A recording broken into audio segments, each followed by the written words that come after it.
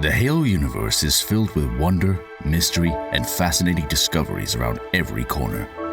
With so much to explore, four friends decided it was about time that they booted up their consoles and discussed this universe that has grabbed their attention since childhood. JumperScape Audio kindly welcomes you to join them in the library.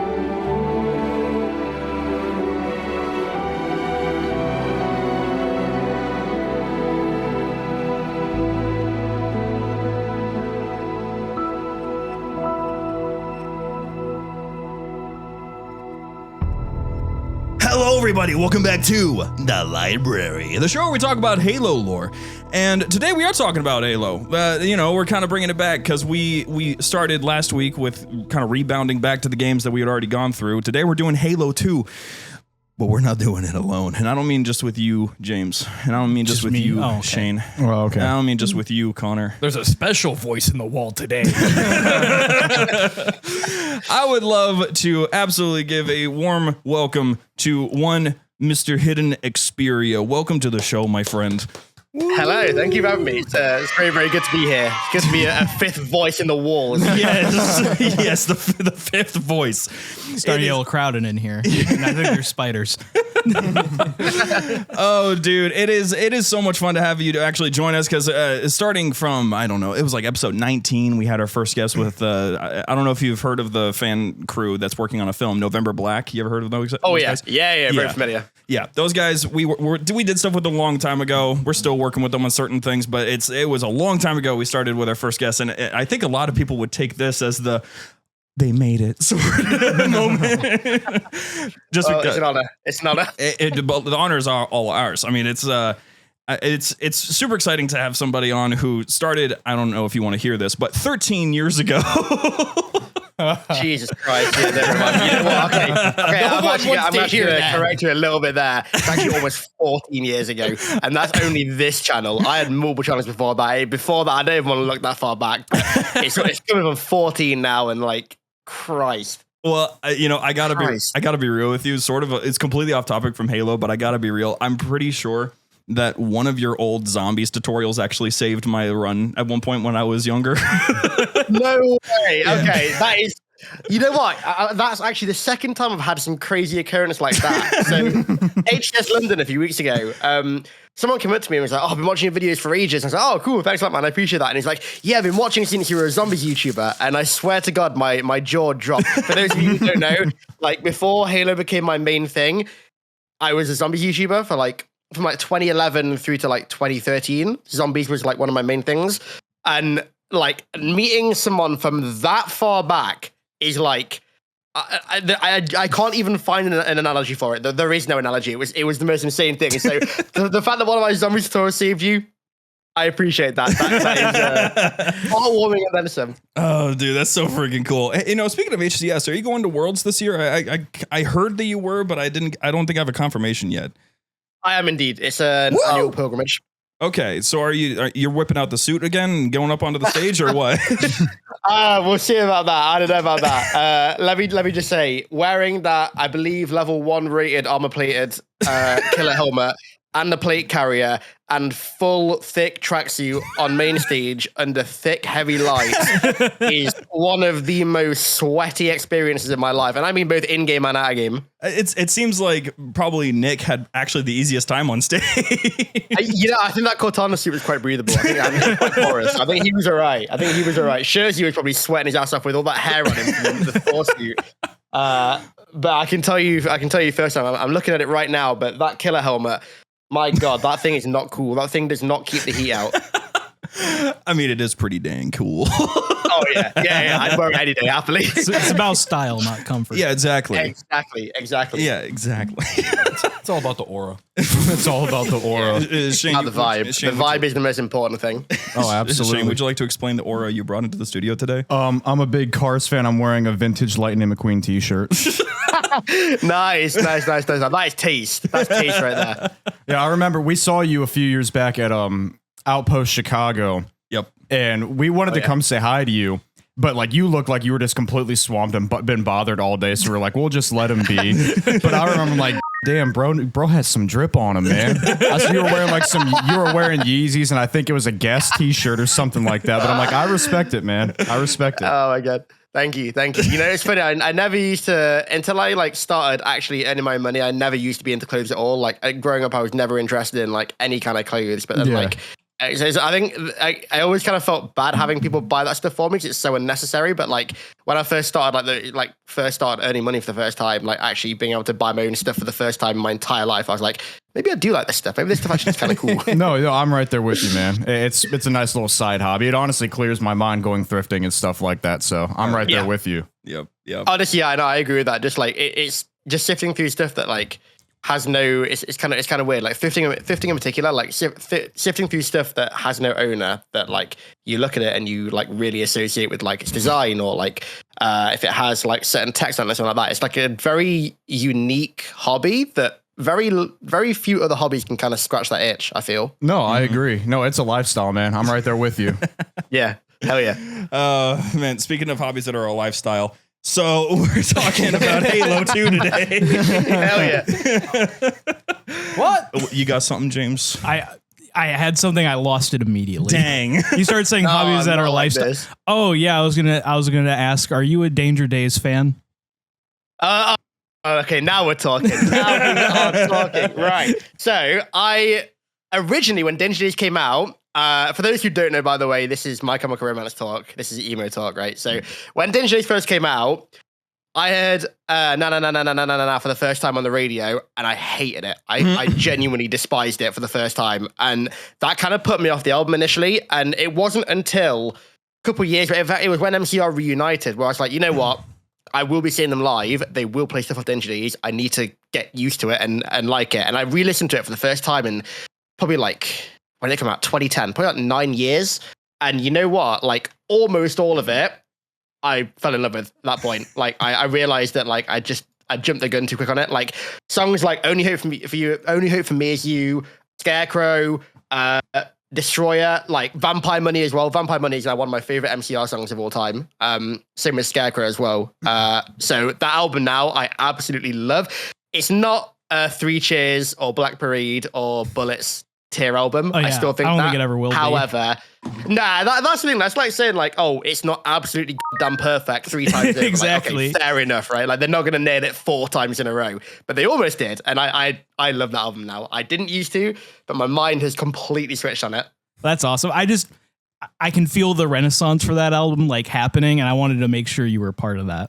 Oh, dude, absolutely. You know what though? I will forever be like the tiniest little bit salty that we didn't get Paper Kingdom instead, because that album has like some really like dark lore behind it that I wish they'd actually managed to transfer into song form. But yeah, maybe one day. Maybe one day. Maybe if that reunion album ever actually happens. Dude, there were so many rumors. And like well-founded rumors as well. Like they had a ton of like unique theming at the live shows. I was like, this can't be for nothing. There's no way they're just doing this for one show. Like it's got to mean something. But here we are, like 2 years later, and nothing's materialized. You know, maybe they're cooking in there. Just maybe. You know what? I will give them time to cook. They can cook for as long as they want. Gerard's a busy guy, you know. It might just take longer these days. I love not knowing anything of what you're talking about.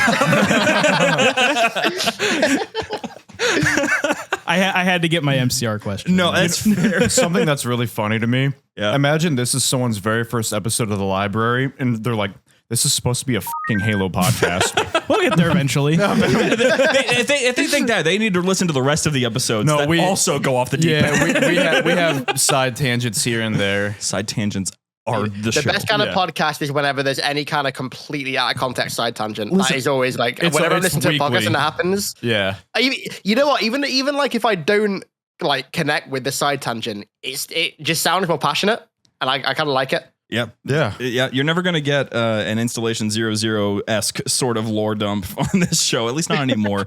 We're like 40, 50 episodes beyond that. Yeah, now. the first like 10 episodes Okay, were just straight up lore dumps between Austin and our other friend. Yep. So what you would say is we're like halfway down the deep end at this point. Yeah, absolutely. Because we didn't even get a chance to even. We've said the words Halo 2, and that's about it so far.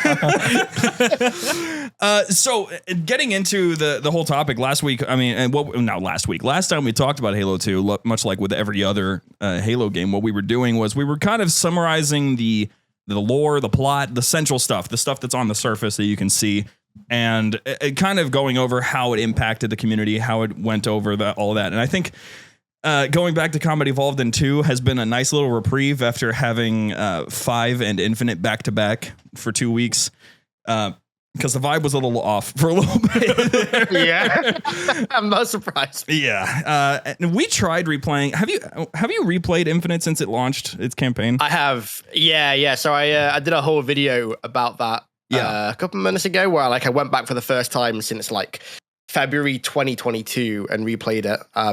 What did you guys think of a replay? What did you guys think about replaying it? Well, they haven't. Okay, fair enough. I started replaying it, and I kind of hit a wall with it, if I'm being honest. Like, I don't hate it, but like all other Halo games, I've had really no problem going back and replaying the campaign. But I don't know what it is about Infinite, and I don't even think Infinite's campaign is like, it's not the best, but I don't think it's the worst. But I'm having a lot of trouble like just diving back into it. I don't know. I can't really put my finger on it. I think there's just not enough in the world to like keep the replayability factor. Yeah. It just kind of gets tedious. Yeah. It's like, I gotta grapple shot my way all the way over here, like just so I can start this mission, because I don't really care about this fob and this banished base. Like, the reward's not that great anyway. Like, it's just I get like. So the weirdest thing for me was on my replay, like the things that I enjoyed initially, I found myself enjoying even more. And the things that I didn't like, I found myself disliking even more. It was kind of weird. Like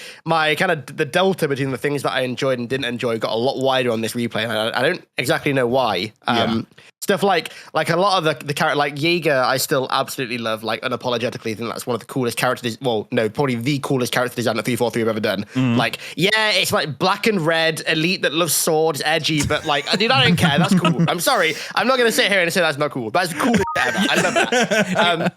I feel like on they've the never other done that hand, with like Elite, some of the so. Yeah, sorry, go on. I was gonna just say, I feel like they've never done that with an Elite, so they get a pass. Like they can have their Shadow the Hedgehog. The way I look elite. at it, right, is that Jaeger is the Emil of elites, and if you love Emil like I do, you're gonna love Jaeger. If you think Emil is cringe and just like silly, then you're not gonna like him. But I unapologetically love Emil, and I also unapologetically love Jaeger.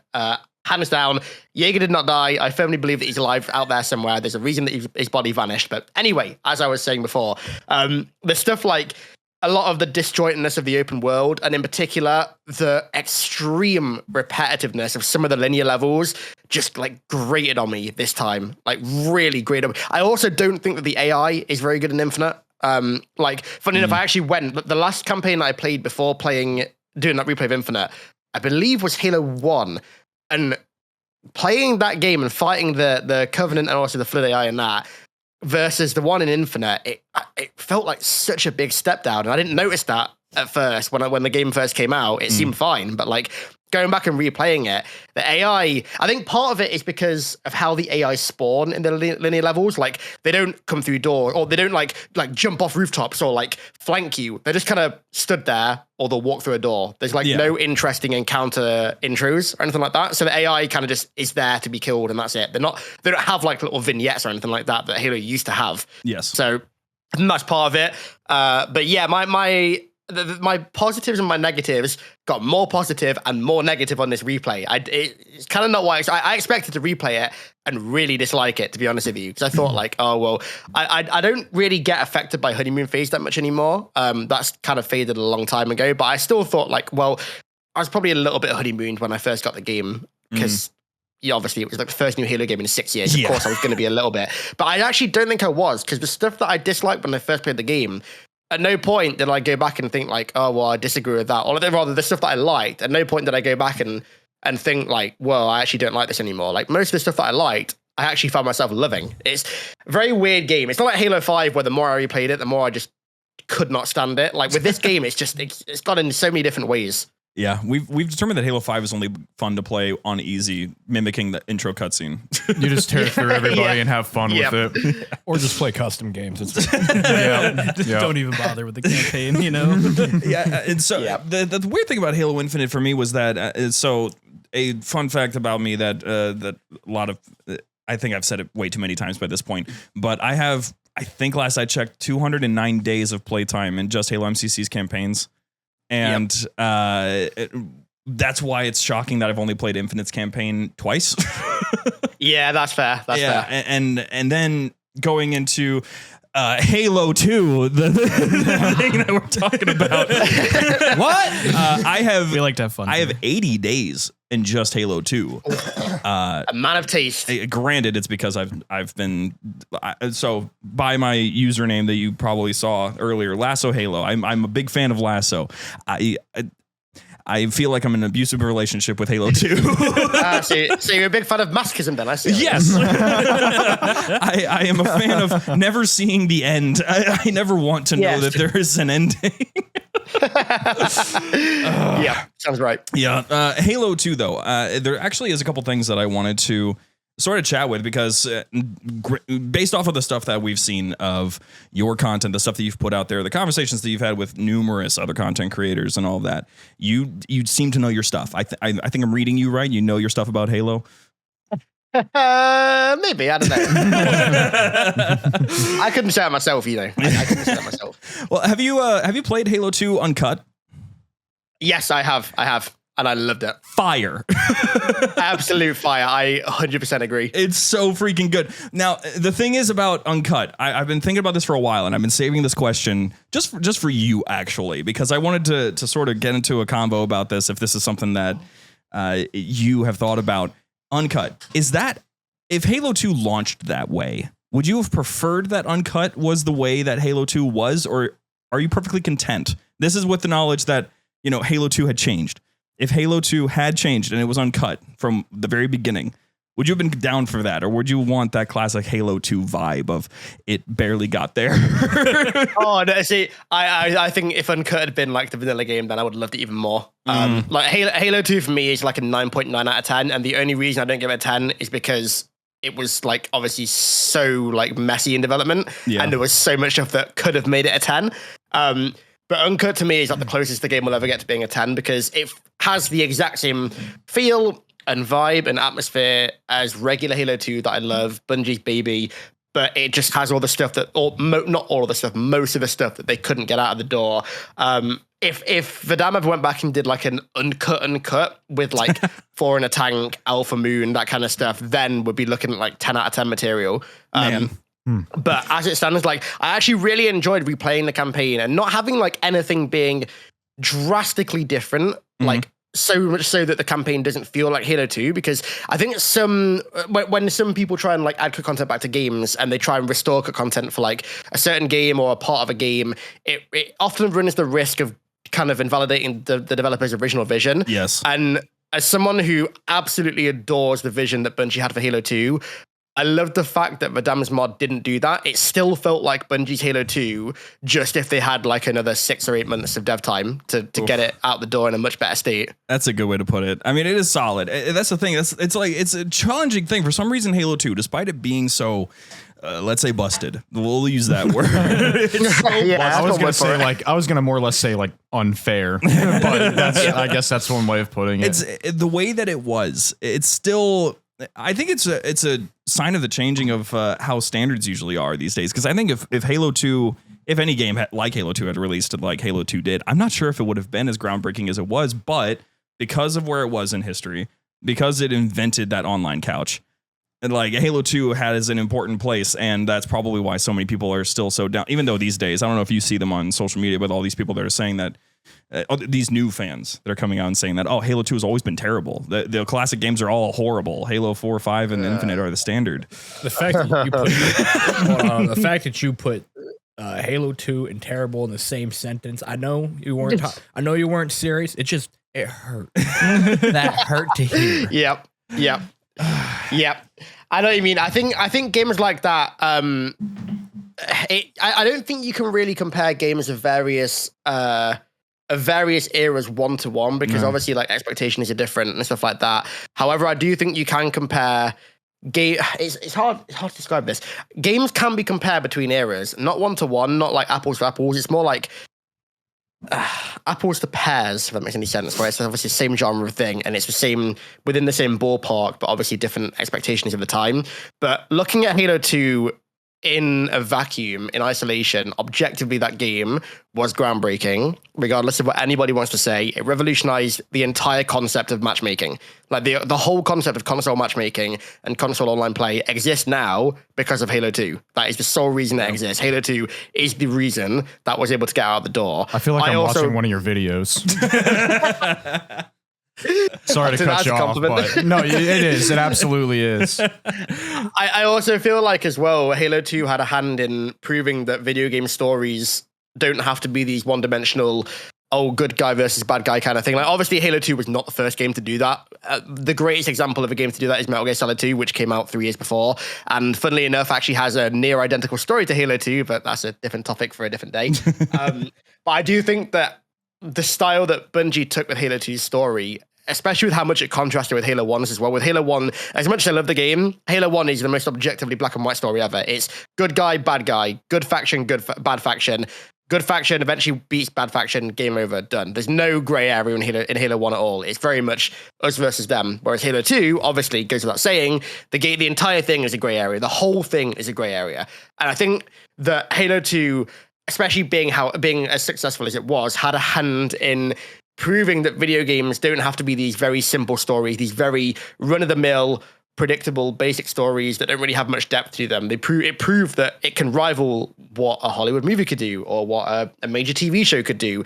And there weren't many games before Halo 2, I don't think at least, that were able to pull that off anywhere near as well as Halo 2 could. I mean, the Arbiter's story arc in Halo 2, the only thing in gaming that rivals that, to me, is ironically riding the story arc in MGS2, which is, again, like a near enough identical story arc about starting the game very set in your ways, and then realizing as you go through the game that not everything that you've been believing all this time is actually true, and then realizing at the end that the people that you've been working for are actually the bad guys, and then you go over to the good guys, and then you realize the truth about the bad guy. Like this incredible like kind of template for a story that Halo 2 and MGS2 nailed so much. And I do genuinely believe that a lot of games nowadays are not necessarily riding the coattails of Halo 2, but are the way that they are indirectly because of Halo 2's success.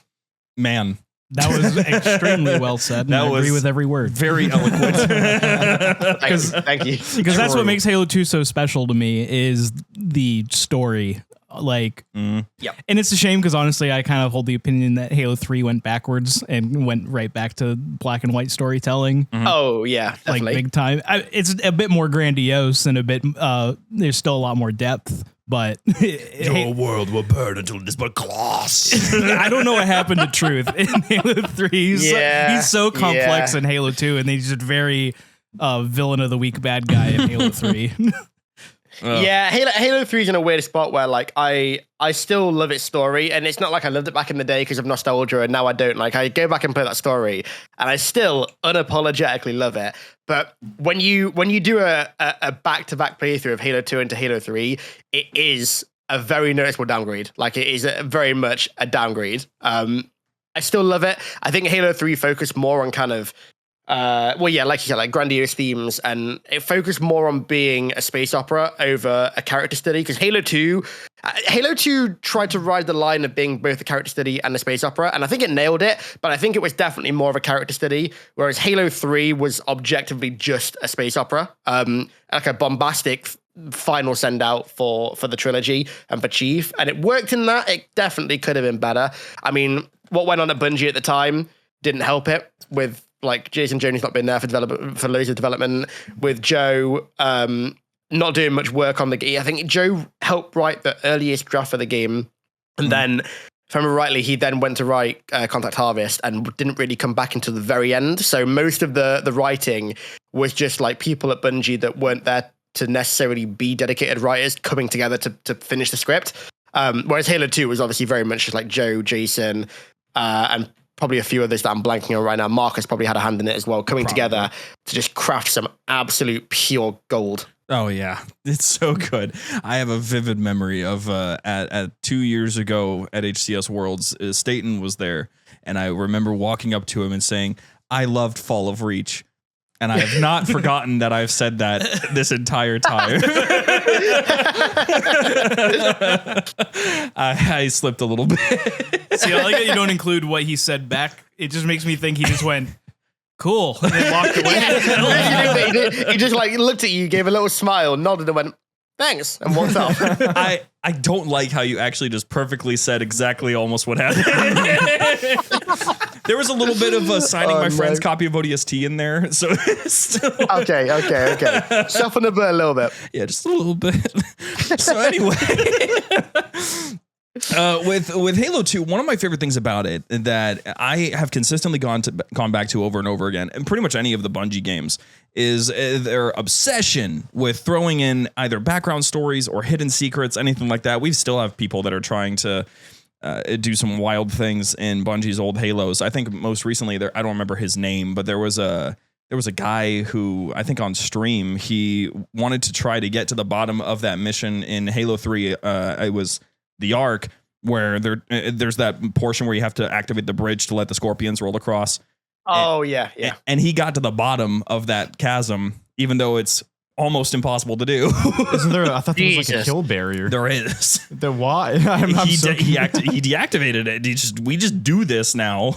Wild. The amount of the amount of hours I spent as a kid trying to jump onto that bridge and like eating shit every single time. I'm like, it's got to be possible. Like, there's no way it's not. Bro, I'm not gonna lie, I still try it nowadays. Every now and then I'm like, I reckon I can make it. I reckon now, 17 years later. I've matured a little bit. I got this. I just got a grenade jump. Yeah. I didn't know about that when I was a kid. Exactly. You know? I tried a grenade jump. I remember last time I tried to do a grenade jump and it didn't work. I'm like, well, I guess you can't do it. No. Yeah. But no, I'm the same regarding Bungie's games and like the secrets and stuff they put into it, especially when it comes to like narrative stuff. Like, I still to this day am making videos about like Halo 3 terminals, about all the marathon Easter eggs and the links to like the internal hero theory and marathon story and that kind of stuff. I think Bungie, the way that Bungie did that, especially with the way that they wove like one of my greatest things from their era was Iris, the Halo 3 ARG. Everyone looks at ilovebees and loves that, and ilovebees was incredible, don't get me wrong, but for me, Iris was like the magnum opus of ARGs because of how it directly fed into the game. Like the way that they had the story link into our world in the modern era was just like I absolutely adore the concept of fiction bridging reality and blending with reality. It's not to go on too much of a tangent, but it's part of the reason why I fell in love with Call of Duty Zombies all the way back in the day, back in World at War and BO1, because the way they told their story was they hinged the entire story off of actual real world conspiracy theories, and they used their fiction to explain them. And that's exactly what happens with Iris. Like, I've been working on a video about this all day, funnily enough. But with Iris and Halo 3, part of that ARG, it was essentially meant to be this foreign AI trying to warn humanity in the modern day about the flood and about the flood coming back and the threat of them and everything like that, and teaching modern humanity about the history of the flood and the foreigners' war with them. And then Mendicant bias comes in, basically kills the AI, takes over its husk and gets into the Ark's networks. Long story. But there was a really cool thing in that ARG called the Society of the Ancients that were this essentially modern day kind of real world Halo cult that were going out into public in the real world. Like in 2007, they were going out into Times Square, and Tower Bridge in London, going to Chicago, San Francisco, Boston, Vancouver, and they were walking around with placards with foreigner symbols on, chanting and shouting, like trying to hand flyers out to random members of the public about this cult they've got that teaches that all of these anomalies throughout history weren't actually anomalies. They were weird and they were out of place because they were done by the foreigners with this mystical group of ancients who interfered with human history and caused many of the modern advancements in science and technology that we have today. And it's some of the most fascinating Halo lore because it does something that Halo doesn't do anymore, which frustrates me, and it bridges reality into the universe. And I think that's such a cool way of storytelling because you feel immersed in a way that no video game can make you feel like regularly, because your world has now become part of the video game. Your reality has now become part of the narrative. Yep. I mean, what was the last time that happened? Was that Hunt the Truth when they threw out Hunt auditions? the Truth technically? Yeah. I think it was a lot more minor in Hunt the Truth though. Oh, definitely. From what I remember. I mean, don't get me wrong, Hunt the Truth is like nothing short of a masterpiece. But the way that Iris did it, the way that it actually blended the Halo narrative and the Halo universe with reality in a way that just felt so like cohesive and natural. Like doing that is not an easy feat, and to pull it off like that. I mean, seeing these videos of people with placards with Forerunner symbols on them chanting about the ancients in Times Square is just it's surreal. It really is surreal. It's such a cool way of doing lore, and it's something that I wish would happen again. I would have joined them. Hey there, Halo fans. Don't go anywhere. We'll be back with our friends right after these messages.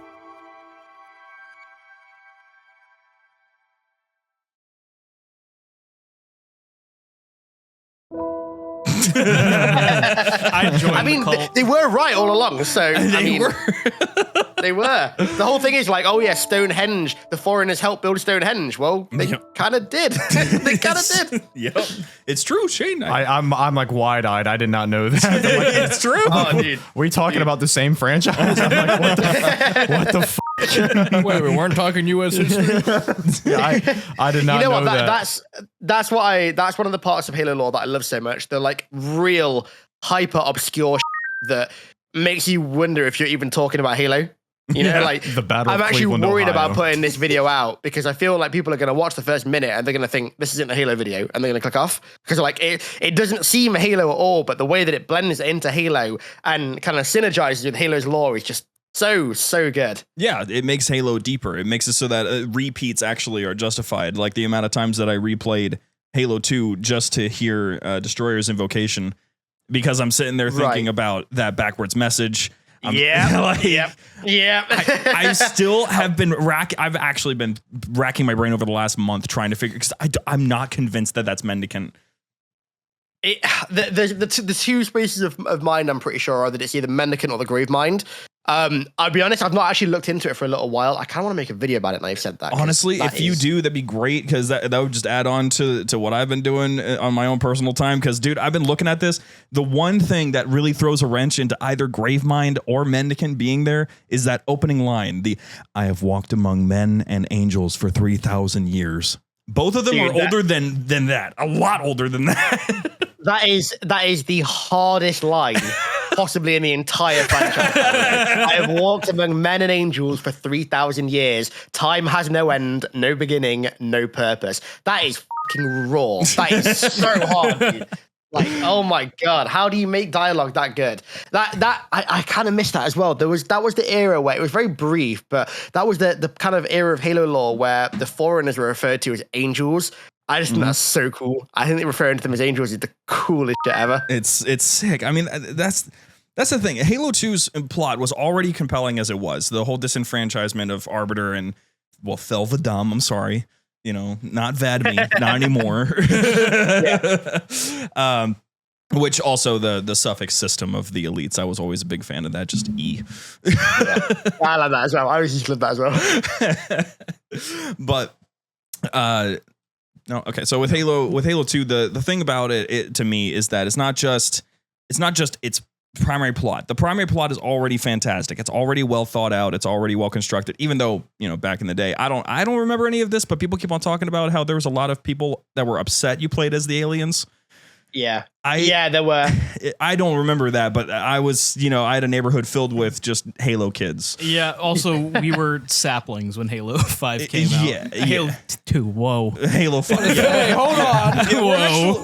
We're not that old. Hold on. I remember Halo 5 coming out. Not 2, everybody. When Halo 2 came out, like we weren't engaged enough probably with like the Halo internet community to know that was the thing people hated. I was probably 6, so yeah, you're probably right. Yeah, no, I was also way too. I think I may have been 6 when 8, 6, something like that when Halo 2 came out. I also had no idea about that until like years after. The idea was that the two main things were people didn't like the weapon balancing. That was why Halo26.com got me. People wanted the Magnum back over the BR. And then people also did not like the fact that you played as another character than Chief. Like, because obviously with Halo 1, people have become fans of Halo by blasting away aliens as Chief, right? And that's cool, but like clearly Bungie wanted to take it further than that. Like they had their sights set on a franchise that was far deeper than that, and people I just think weren't ready for it. I would hazard a guess that now a significant majority of the people that didn't like Arbiter probably love him now. Like I think most of them realized that they were very wrong in their assessment of Halo 2's story, and they actually love him now. But yeah, back in the day, people, I would say it was definitely a small minority of people, but it was definitely a group of people were like very vocally unhappy about Arbiter. Yeah. I still agree with the weapon balancing part. I'm hearing this now. I can't believe people did not like playing as an alien. Like, why would you not like playing as an alien? I get there's like, right. I get like you get to be Chief and all, but like, you gotta mix it up. It's wild to me because considering this is, as the name implies, only the second Halo game that people were. That's just how powerful the character of Chief was, is that people were already that attached to him after one game. That's the thing. That's just a testament to Bungie's style of writing a silent protagonist. So people like to say that, a silent protagonist has no character. When you have people that fervently into Chief after a game where he has like 7 lines that they're so mad that they want an entire character removed because he takes his place, like that to me proves that the concept of a silent protagonist isn't just a boring husk of a character. Like when people can apply their own personalities to a character, they intrinsically get more interested in them. I find at least. It's not like widely the case. Like for example, with Arbiter, I would not want Arbiter to be a silent protagonist, but I think with Chief, the response to Arbiter, I think, was a testament to how well they did Chief as a silent protagonist in Halo 1. Yep. And I think that maybe the people were excited about having Cortana around and everything like that, because then Cortana, it was kind of the voice for the silent protagonist. She was the answer to that. And then you're playing as Arbiter, who speaks in the cutscenes and then is oddly mute during the actual gameplay.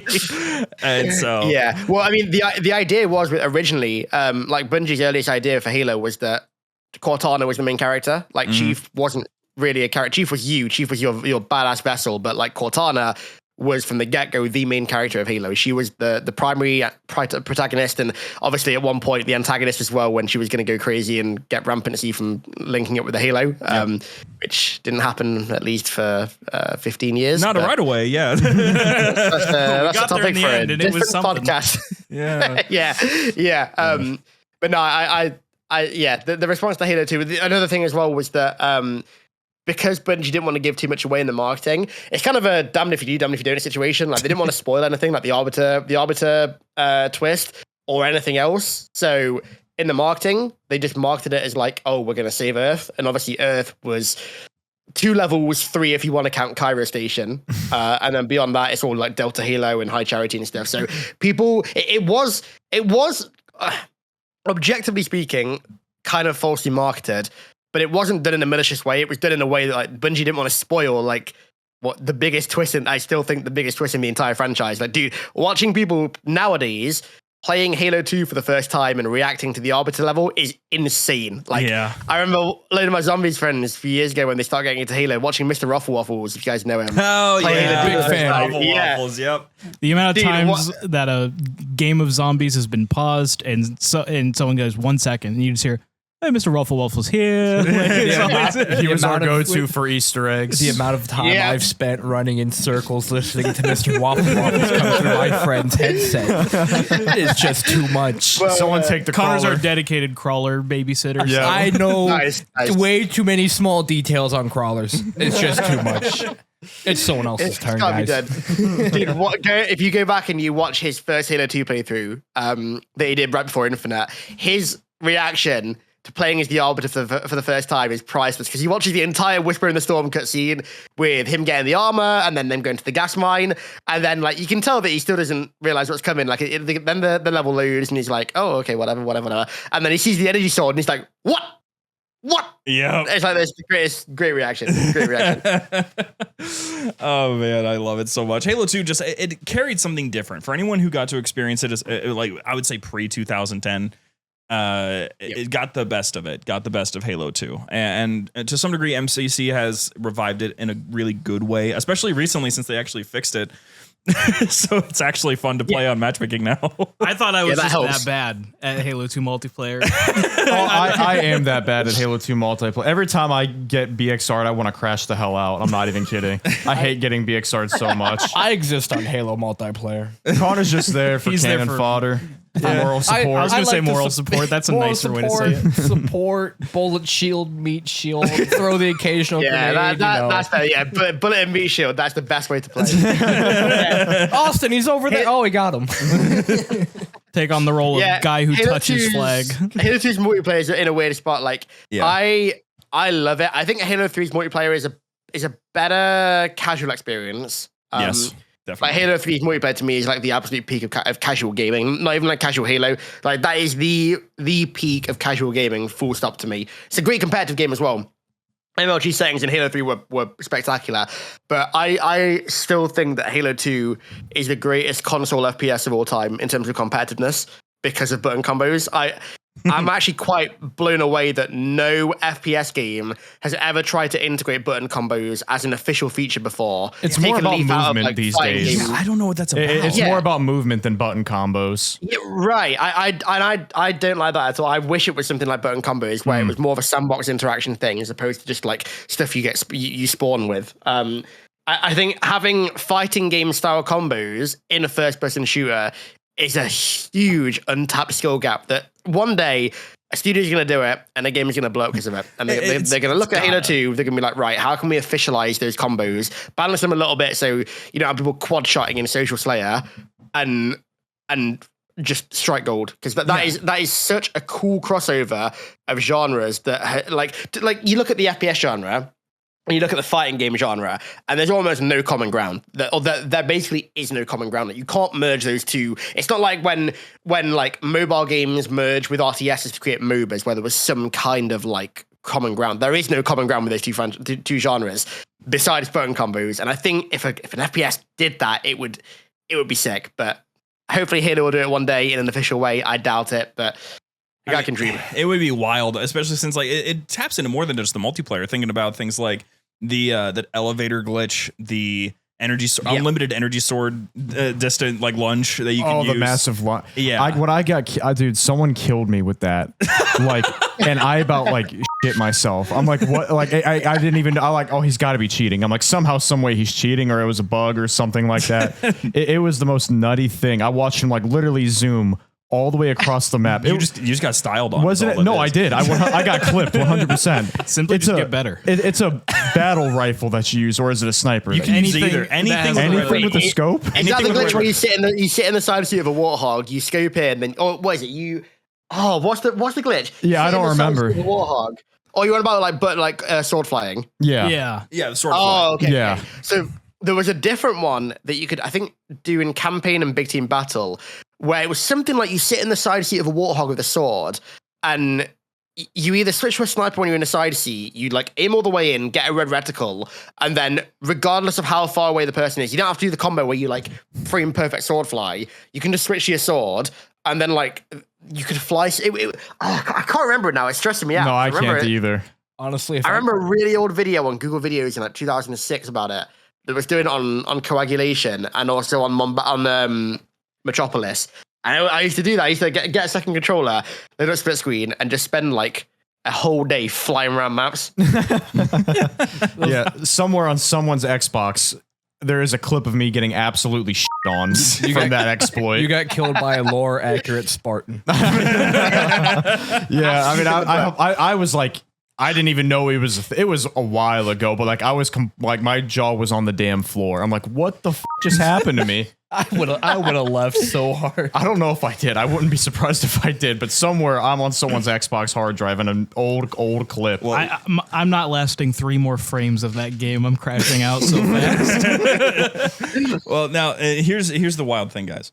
we're already almost out of time. Oh, So here's the thing. I know. We're having a great time, but here's the thing. I asked before we started here. I asked the general chat of JumperScape to toss out questions to you, Mr. Speria. I'm God sure that help you your saw soul. that. I saw. Yeah, I saw a few. You have, and we're gonna need you to either repeat your answers or something, because there's a lot of them that I've gone through here. So, Mr. Speria, we're gonna start with one simple question: who is the best character in Halo, and why is it Mendicant bias? Okay, right. For the record, for me, it's a tie between Mendicant and the Arbiter. Okay. I don't know. Nowadays, I lean more towards Mendicant because the whole thing about like being the savior of the foreigners and then being the thing that brought them down, but then surviving the whole thing and seeking atonement and doing that in like such an esoteric way.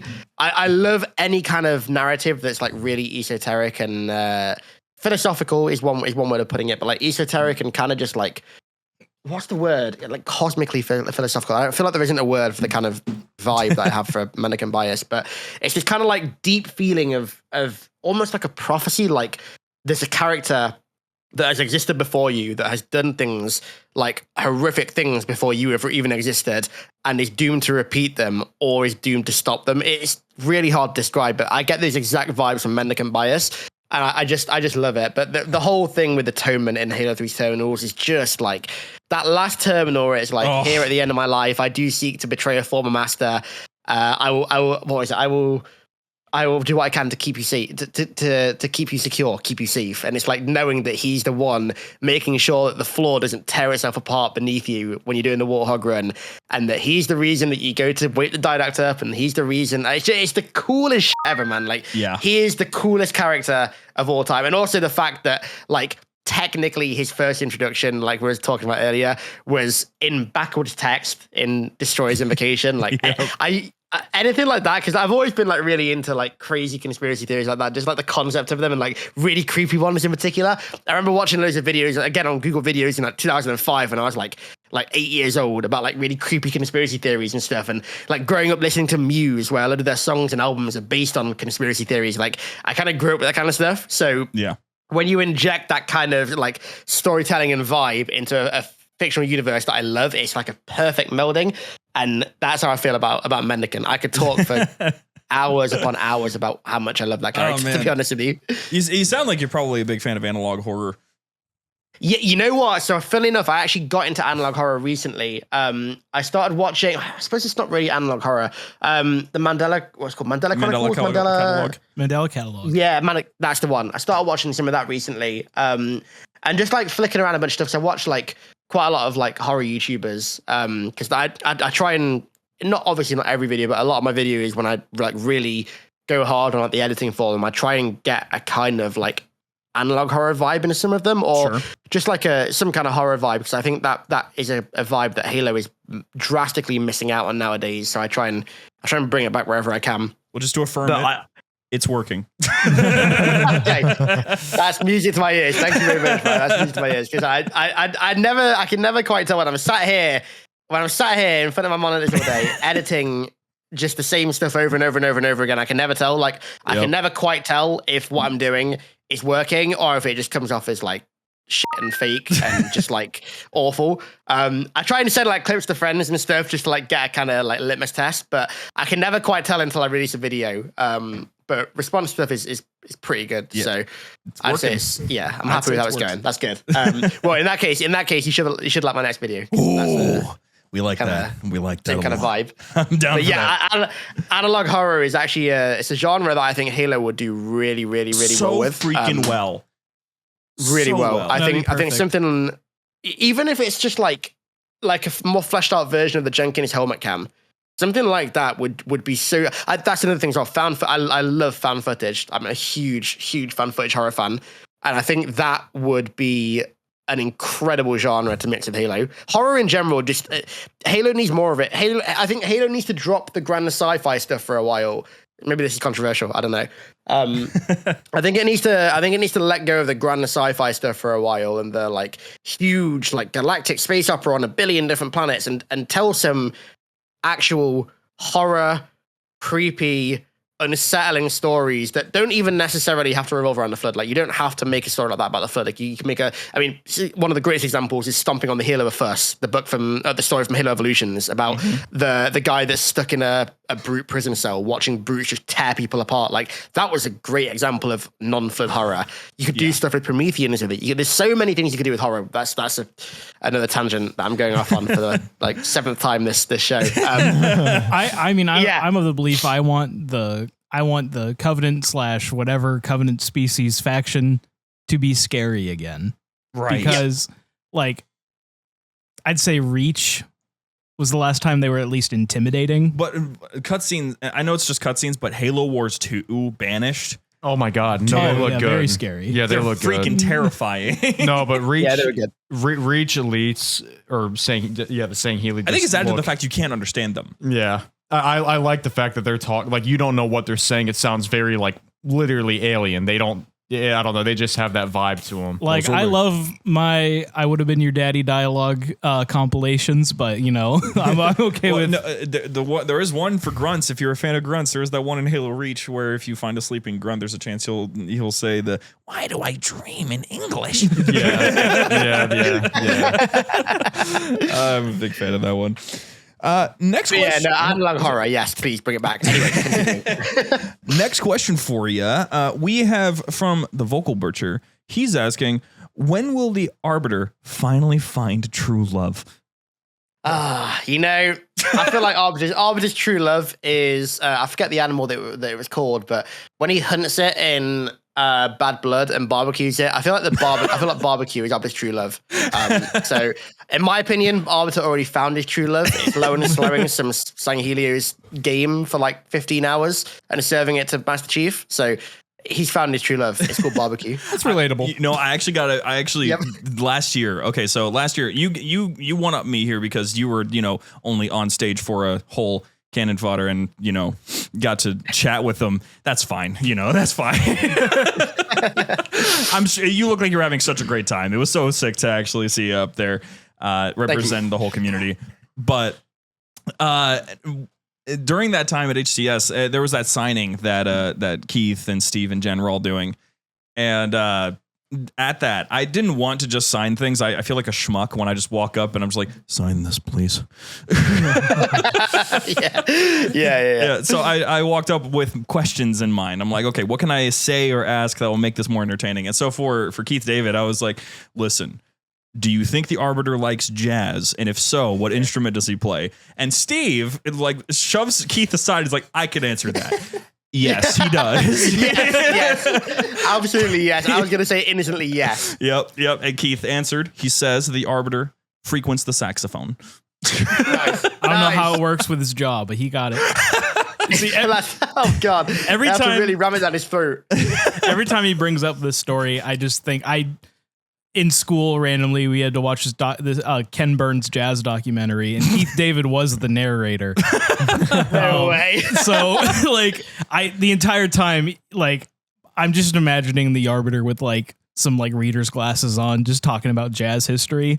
I couldn't get that image out of my brain. That's good. It's such a good time. I'm so excited for this year at Worlds. So again, from Vocal Butcher, he also asks thoughts on a standalone Sergeant Johnson game set during the First Contact. Dude, that is something that should have happened 15 years ago. It genuinely, I've said it a billion times in videos, so I sound like a broken record at this point, but it honestly infuriates me at this point how much wasted potential Halo has. The whole Harvest First Contact thing. Oh my God. You see, whenever everyone talks about a First Contact game, I don't even think about the bits with Tartarus, obviously I think about quite a lot, but the bits with the Covenant.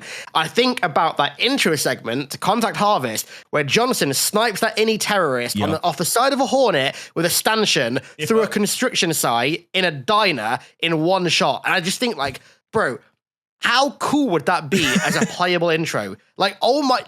Lining up a stanchion to blow up an any terrorist from a kilometer away, shooting through a building off the side of a Hornet. That is the coolest thing ever. Playing that would be so sick. But to come back to down to earth a little bit, Yeah, that is a game that should happen because Tartarus. I firmly believe that Tartarus is one of the most slept on characters of all time. He's still my favorite brute character of all time, like, even more than Atriox. I love Tartarus. Connor wholeheartedly agrees. I forget the actor's name, but guy. the actor that played him, I forget his name. Did such a good job. Still the best like performance of any brute character, and I'm a huge John DiMaggio fan. But amazing job, and I'd love to get that so we could see the whole Maccabeus and Tartarus thing. Like, dude, imagine getting like a side campaign where you play as Tartarus and you get to see that side of the war, like a chief and arbiter thing, but Jonathan and Tartarus. Like, how sick would that be? That is a game that it should have happened a long time ago, and I cannot believe that it's not happened yet. You know, I will say though, Gears E-Day gives me some hope. Oh my God, I was gonna ask, like, maybe are you jealous of Gears right now? Yes. I mean, as a huge Gears fan and as someone who is like unhealthily excited for E-Day, I'm also very, very jealous. Well, you know, maybe someone upstairs will take notes / copy the notes. I hope. You know, like, God, I heard they just copy paste those notes and to change a few things to make it. To be honest with you. When they were like during the Xbox, me, Austin, and James were watching, and they were like, "Oh, and we have one more surprise for," and we're like, we're so like. We we're knew on deep several down. layers of copium right now. Yeah, no shit. Yeah. We were all like, oh my God, Halo, and like the screen kind of like it panned into the intro of the trailer, and there was like a collective sigh. We're like, this isn't Halo. But then Mr. Phoenix got thrown through the damn wall, and we're like, oh, cool, Gears. I was down. First guy to ever kill a locust with a TV. Yeah. When that trailer was going, I'm like, this is a prequel, because if you notice one thing throughout all the Gears games, they have less and less armor on their arms. Yep. As soon as they showed Is that really what you caught? I didn't know that. Instantly, I knew it was a prequel before they even showed anything. I knew it was a prequel when I saw Dom. That's how late I was. Like when I saw Dom, I'm like, oh, it's a prequel. But like, no, Connor's definitely the more tenured Gears guy. Connor in our group is basically the guy who will know anything that has to do with big, strong dudes. They look like they're roided up. He'll just go with Gears. He'll go with the big brutes. Brutes are his favorite species. The only thing he really knows about. So what you're saying is you like characters that eat 5,000 calories a day and are on a permabulk. I understand. You just spoke to Connor on a personal level. You have no idea. I like to relate. I like characters that they kind of act like me a little bit. They eat a lot. They swing around some big things, and they don't think too much. That's like how I like to roll. All right. I tip that. Oh fuck! Oh my gosh. Okay, we have one last question. From Lactating Warthog, don't ask. Please don't ask. I will not ask. Yeah, please don't. This is for you and Xperia, he's referring to me. Do you think the next Halo game will be a Wars game? And if so, what would be the main basis for the plot? That's a really big question. That is a big question. You want to go first? Yeah, sure, why not? It's gotta start above the arc, and by the end of the first cutscene, they have to be above Zeta Halo. Okay, that is a big level. Jesus. That's all I got. For me, I don't think it will be a Wars game, personally. But if it did happen to be a Wars game, I'd want the entire thing to be on the Ark, and I'd want the Purifier and Banished War to actually end this time. Because, like, Halo Wars 2, I loved it when it first came out. And I still absolutely adore the cutscene. It's like, oh my God, that one where Jerome board the Enduring Conviction is still so sick. And Atriox's intro one is still so sick. And the one at the end where Anders like launches that segment, it's still so sick. Oh. But I'll be honest, the story of that game has like aged, I think, quite badly. I don't think the story itself is very good at all. It doesn't tell a very cohesive beginning, middle, and end story. It tells a beginning and a bit of a middle, and that's it. Yeah. So I'd want Halo Wars 3 to actually tell the other half of the banished war with a beginning, middle, and end, and actually conclude that war, conclude the story. So I think that's one thing that Halo Wars 1 did really well. Halo Wars 1's story was very far-fetched, and it was very, very stretched between many locations, but it still felt very cohesive and very complete, despite also having, of course, a really cool cliffhanger. I'd want Halo Wars 3 to do that, personally.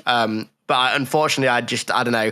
As much as I'd love it, I'm a huge RTS guy. I grew up and still play all the time Battle for Middle-earth. I still play that game constantly. one of the greatest video games ever made. So good. So anytime a new RTS game comes out, I'm on it like that. And if it's got the Halo name on it, then I'm on it even more. Without saying, that goes without saying. But yeah, I unfortunately don't think we're going to get Halo Wars 3, at least for a long time. Because the problem is, like, Halo Wars 2, no, I don't want to go on too much of a tangent again. Do it. You won't. Running trend. Okay, fair. So Halo Wars 2, as much as I'm happy that game got made, because I love it, I'm still absolutely perplexed that that game ever got made, because it was not only made at a time when Halo's popularity was not exactly so hot, it was not only made at a time when the RTS genre was practically dead, it was not only made at a time when Xbox as a platform was doing the worst it had ever done, it was also made at a time when RTS, a genre that was already kind of dead, it was a subgenre of a dead genre that was dead at its height. It was a console RTS that even when RTSs were at the height, console RTSs barely existed. There was Battle for Middle-earth 2 on a console that ran at like 14 frames per second and was not good. And that was like, and Command & Conquer, and that was it, right? Yep. So the fact that that game got greenlit, I'm very happy that it did. But I remember when that game got announced being like, what? Like, there's no way that's actually happening. Like, I'm very happy that it's happening, but there's no way that's actually happening, and it did. But nowadays, like, actually, I say that I feel like RTS is making a little bit of a resurgence nowadays, because Age of Empires 4 is exceptionally good. Yes. That game is unbelievably good. There's Age of Mythology the remake for that coming out. I was the only one excited for that at the event that we had. No, not anymore. I was also excited. Yes! I was also excited. So there's that. There's quite a few like AA and indie RTSs coming out nowadays that are doing pretty well. Like I know what's that World War II one called? There's a really big World War II one. Oh my god, I know what you're talking about. Heroes and Generals? Possibly, yeah. Yeah. That's it. Was there a new one that came out like last year? A third one? Yeah, it was Heroes and Generals 3. Yes, yeah. So that's got a really big cult following. So I feel like RTS is on a comeback. So maybe we'll get Halo Wars 3. I hope we do. I truly hope we do. But we'll have to wait and see. Hey, did you know that there's a small team of fan developers who are making a remaster of Battle for Middle-earth 2? What, Reforged, my dude? I have been staring at that YouTube channel for years. Me and my friend, my friend found it like 4 or 5 years ago, and literally like every time a video comes out, within like 2 minutes of the video being released, one of us has sent it to each other, and we're like instantly watching it. I cannot wait. That remake looks perfect. The level of attention to detail is unbelievable. You could say it's unreal. Hey, good one. there it is. Like the engine. Thanks, James. Exactly. Oh gosh. Well, I think that's just gonna have to be about it for today's episode. On Thursday, we'll come back and do our whole community shtick. But for now, Mr. Speria, is there anything other than your most recent video that you're gonna be coming out with soon that you're thinking that some folks around here are gonna be excited about, that you're working on? Collaborations, new videos, new content. What's going on in your world? I have a very cool collab coming out, TBD, in the next like I want to say month or two, might be a little bit longer. With I want to say who, but he's a creator that I've watched for years, that I've been a huge fan of for years, and that like I now like know and I'm like friends with, which is still like a surreal experience. But that video will be very, very cool, and it will strike on a lot of the notes that I touch on in this video regarding like horror and like creepy vibes and stuff like that. So it's pretty good. But besides that, just I'm trying to make at least one Halo video a week, even during times like this where there's not exactly the content for a Halo video per week, to put it lightly. I forget who it was. One of you guys said earlier that I carried you through the Yep, that was me. That was Shane. So you'll make it work. You made it work then. You can make it work now. That's the plan. You know, I was thinking yesterday, this dry period we're in right now. So the last one was like the dry period was like normal difficulty. This feels like mythic. No. Yeah, no. This one feels like mythic, to be honest with you. Yeah. Because think of all the things you already covered in the last drought, so it's like there's not much new. To pad out. It's not great. I kind of rinsed all my topics. Well, I say that there's a lot of stuff that I'm like, there's a lot of old videos that I'm now remaking because the videos were either like really like low quality. I've got better at editing since then, or like they're just out of date now because like loads of new stuff's come out. So it's not necessarily like I've got a ton of video ideas. Like I'm literally scrolling a spreadsheet that I've got right now that's got like 60, 70 entries in it for video ideas. Nice. But the problem is now it's like the last dry period, we had Infinite on the horizon, and it was looking like the game that was just going to fix everything, and like everyone was like so excited. Now people are just like jaded. So getting people to be enthusiastic and excited about Halo again is like it's like 100 times harder than last time. Yeah. And also allowing myself to be excited and hopeful is also very, very hard. I try, but it's not easy. So I understand. Yeah, this is content drought lasso. I get it, man. I get it. The community, like outside of 343, really not giving us like any insight or like anything new or as something to look forward to. It doesn't help. Like the community is kind of just like in shambles right now. We're fighting each other a whole lot. It's not. The community is not good. So I totally get it. That's how we stay into it. We fight each other. Right before the show starts, you guys are just having a brawl. Yeah, pretty much. Yeah. It's That's every week. We get That's our how we get feelings hyped. That's how we get hyped to start the show. Exactly. It's a ritual at this point. Really gets the testosterone, or gets the adrenaline pumping. Exactly. Yeah. I'm just in the back shouting the medals. Every week, one of us comes down and says a really hot Halo take, and then the rest try to fight.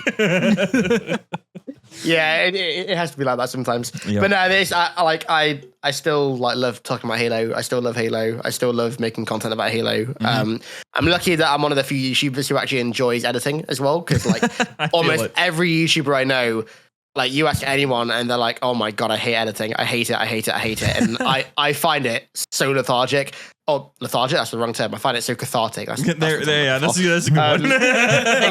definitely not lethargic. Quite the opposite. I just love sitting there, putting music on, and I will sit there and edit for like 14 hours in a row and just listen to music the entire time and just get in a zone, try and like hit a flow state where like it sounds really what's the word, like watery, but like I try and hit a flow state where if I'm going for like a certain like vibe or like kind of tone with a video, I try and stay almost in that kind of emotion the entire time that I'm editing it. So like I'll listen to music that kind of aligns with it, or like I'll watch other videos that kind of have that vibe, and it helps me nail down the tone of the video and edit it in that way. That's literally what I've been doing all day today. And I find that really, really, really cathartic, because when you get to the end and you've got a finished project file and you rewatch it and it's exactly the kind of vibe and the tone and it has the atmosphere that you wanted when you first started writing the video, the level of satisfaction is like unbelievably high. No, I get it. I get it entirely. As one of the sole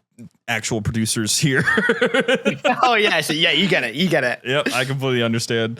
Well, my friend, it's been such an honor having you on. It's been such a fun time having a little bit of time to sit down and chat just kind of about Halo as a whole, and apparently also things like Gears and Battle for Middle-earth and such like that. I'm Chemical Romance as well, don't forget that. Oh yeah. So we thank you so much for joining us. Everyone who's listening right now, if you want to support us directly, you can go to patreon.com/JumperScape, get yourself some pretty cool little goodies. Right now we're coming up on a whole new rebrand, so all the support is really helpful in all those endeavors.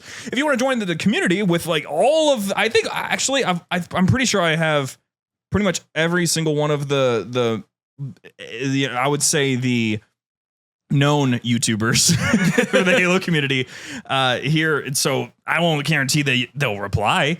That's usually not the case, but you've got the Infinity Stones. Yes. So the whole community is here and ready to hang out with you, ready to play some Halo, ready to play anything else. Everybody's got their own little thing going on.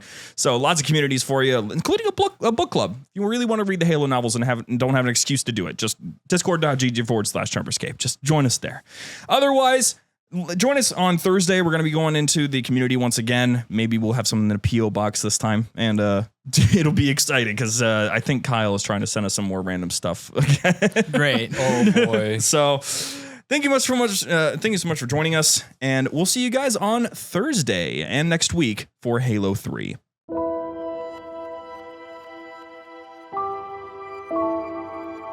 The Library was produced and published by JumperScape Audio. Funding was provided by our fantastic patrons on Patreon. If you enjoy the show and wish to support JumperScape's future projects or get some sweet benefits, join our Patreon at patreon.com/JumperScape or become part of this truly special community at discord.gg/JumperScape. Thank you for your listenership, and we hope you enjoyed.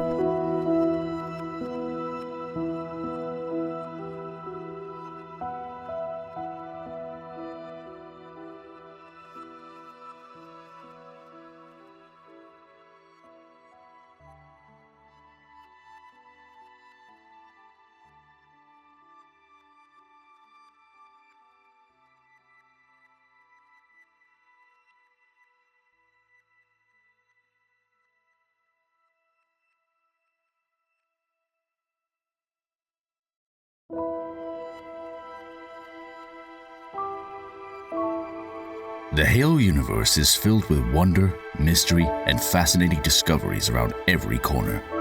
With so much to explore, four friends decided it was about time that they booted up their consoles and discussed this universe that has grabbed their attention since childhood. JumperScape Audio kindly welcomes you to join them in the library.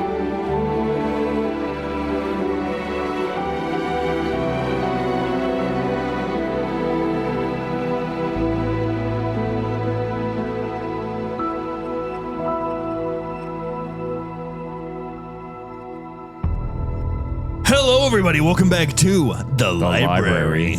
Hey, dude. Who said that? The show where we talk about Halo lore on Tuesdays. Dude. But this is Community Thursday, which means we talk about either our community or the Halo community. And there's something really fun I want to tell you guys. It's fun in like the not fun sort of way. 343 Industries has been shut down. No. Oh, that's not what's supposed to play. Started Battle Dudes on YouTube. Wrong video. I've got a burger. So here's the thing. I'm going to read this out loud in a second, James. But we found out, and by we found out, I mean the community finally found this post. And every time that someone finds something from, in this case, over a year ago, we have to dig it up and we have to turn it into controversy because the Halo community needs to have something weekly to shout at. And in this case, it's a producer for Halo, who is still a producer for Halo, as far as I'm aware, who made a Twitter post last year in April saying, I honestly don't think I could work on a game that glorifies or fantasizes modern guns. Call of Duty, Battlefield, Rainbow Six. I've had moments I've struggled with Halo, but the weapons and world is pretty sci-fi, which creates a large enough separation from reality. And I pulled up a Halo follower video because his intro is the exact vibe I think everyone carries with this. Yikes, this is not a good look. I've got some things I want to say. Yikes, this is not a good look. It sounds like an AI. It's like I saw this debate happening. I actually did not know it was regarding Halo in this way. Yeah. I saw the tweet. The thing is, in my brain, I'm like, if that's how you feel, that's perfectly fine. Don't work on first-person shooters then. Yeah, I think Like there's other genres of games. Go work on Animal Crossing or something. Because here's the thing, like, or Forza if you're going to stay in the Xbox family. Yeah. But here's the thing. The funny thing to me about it is that this guy, and by funny, of course, again, I mean terrible. This guy's a producer. If you don't know what producers do, they are in charge of everybody, basically. Produce. Yeah, they are in charge of the large teams. They formulate who gets in the team, who does what. They instruct all of the crews. They do that. That's part of their job. So a guy who's not a big fan of guns, maybe there's a reason why we only have one new weapon in Halo Infinite. What doesn't make sense to me is I'm sorry. At least I'd at least hope that Halo is a sci-fi FPS. Is it? I mean, yeah. Yes, it is. Yes. I don't think its identity is a sci-fi, but it is a sci-fi setting. Yes, if that makes sense. Yes, it is a sci-fi setting that is the FPS genre. They either don't know what FPS stands for, or they just randomly like, this economy sucks. I'm just going to throw out 1,000 applications. And, got hired. And then like, okay, I mean, more power to you. but I don't get it. Yikes, this is not a good look. Can we like use that as like a soundbite? I might add it as a soundboard. Please do. Please. And if every time someone loses the game show, We wait for Connor to say something controversial. Just, yikes, that is not a good look. It's the new. Can we please like continue like the like you get your one lifeline and then you get a Connor lifeline? Yeah. Can we continue that? I'm gonna be real. I asked this to the game night while you were gone. Did they all say yes? They all said yes. All of them. They said that it was all made up of our I would say our most consistent listeners, and so all of them were like, yes, we want the Connor lifeline to stay because they thought we it need was to hilarious. sign. We need to make up like a big ass contract saying Connor is not liable for any incorrect answers or any time you may lose the game show. Oh my gosh. Yeah, don't Because you sold what's his name last week hard. You sold him hard. don't get too mad. You were like so confident too. You're like, all right, I got this. I'm like, oh my God, he might have actually picked up on this. And then he answered completely wrong. Well, that's what made me think you had it right. I thought you were like, all right. If you find yourself on the game show, only use your Connor lifeline if you literally have zero idea. Like not even like the smallest like bit of intuition leading you to one answer.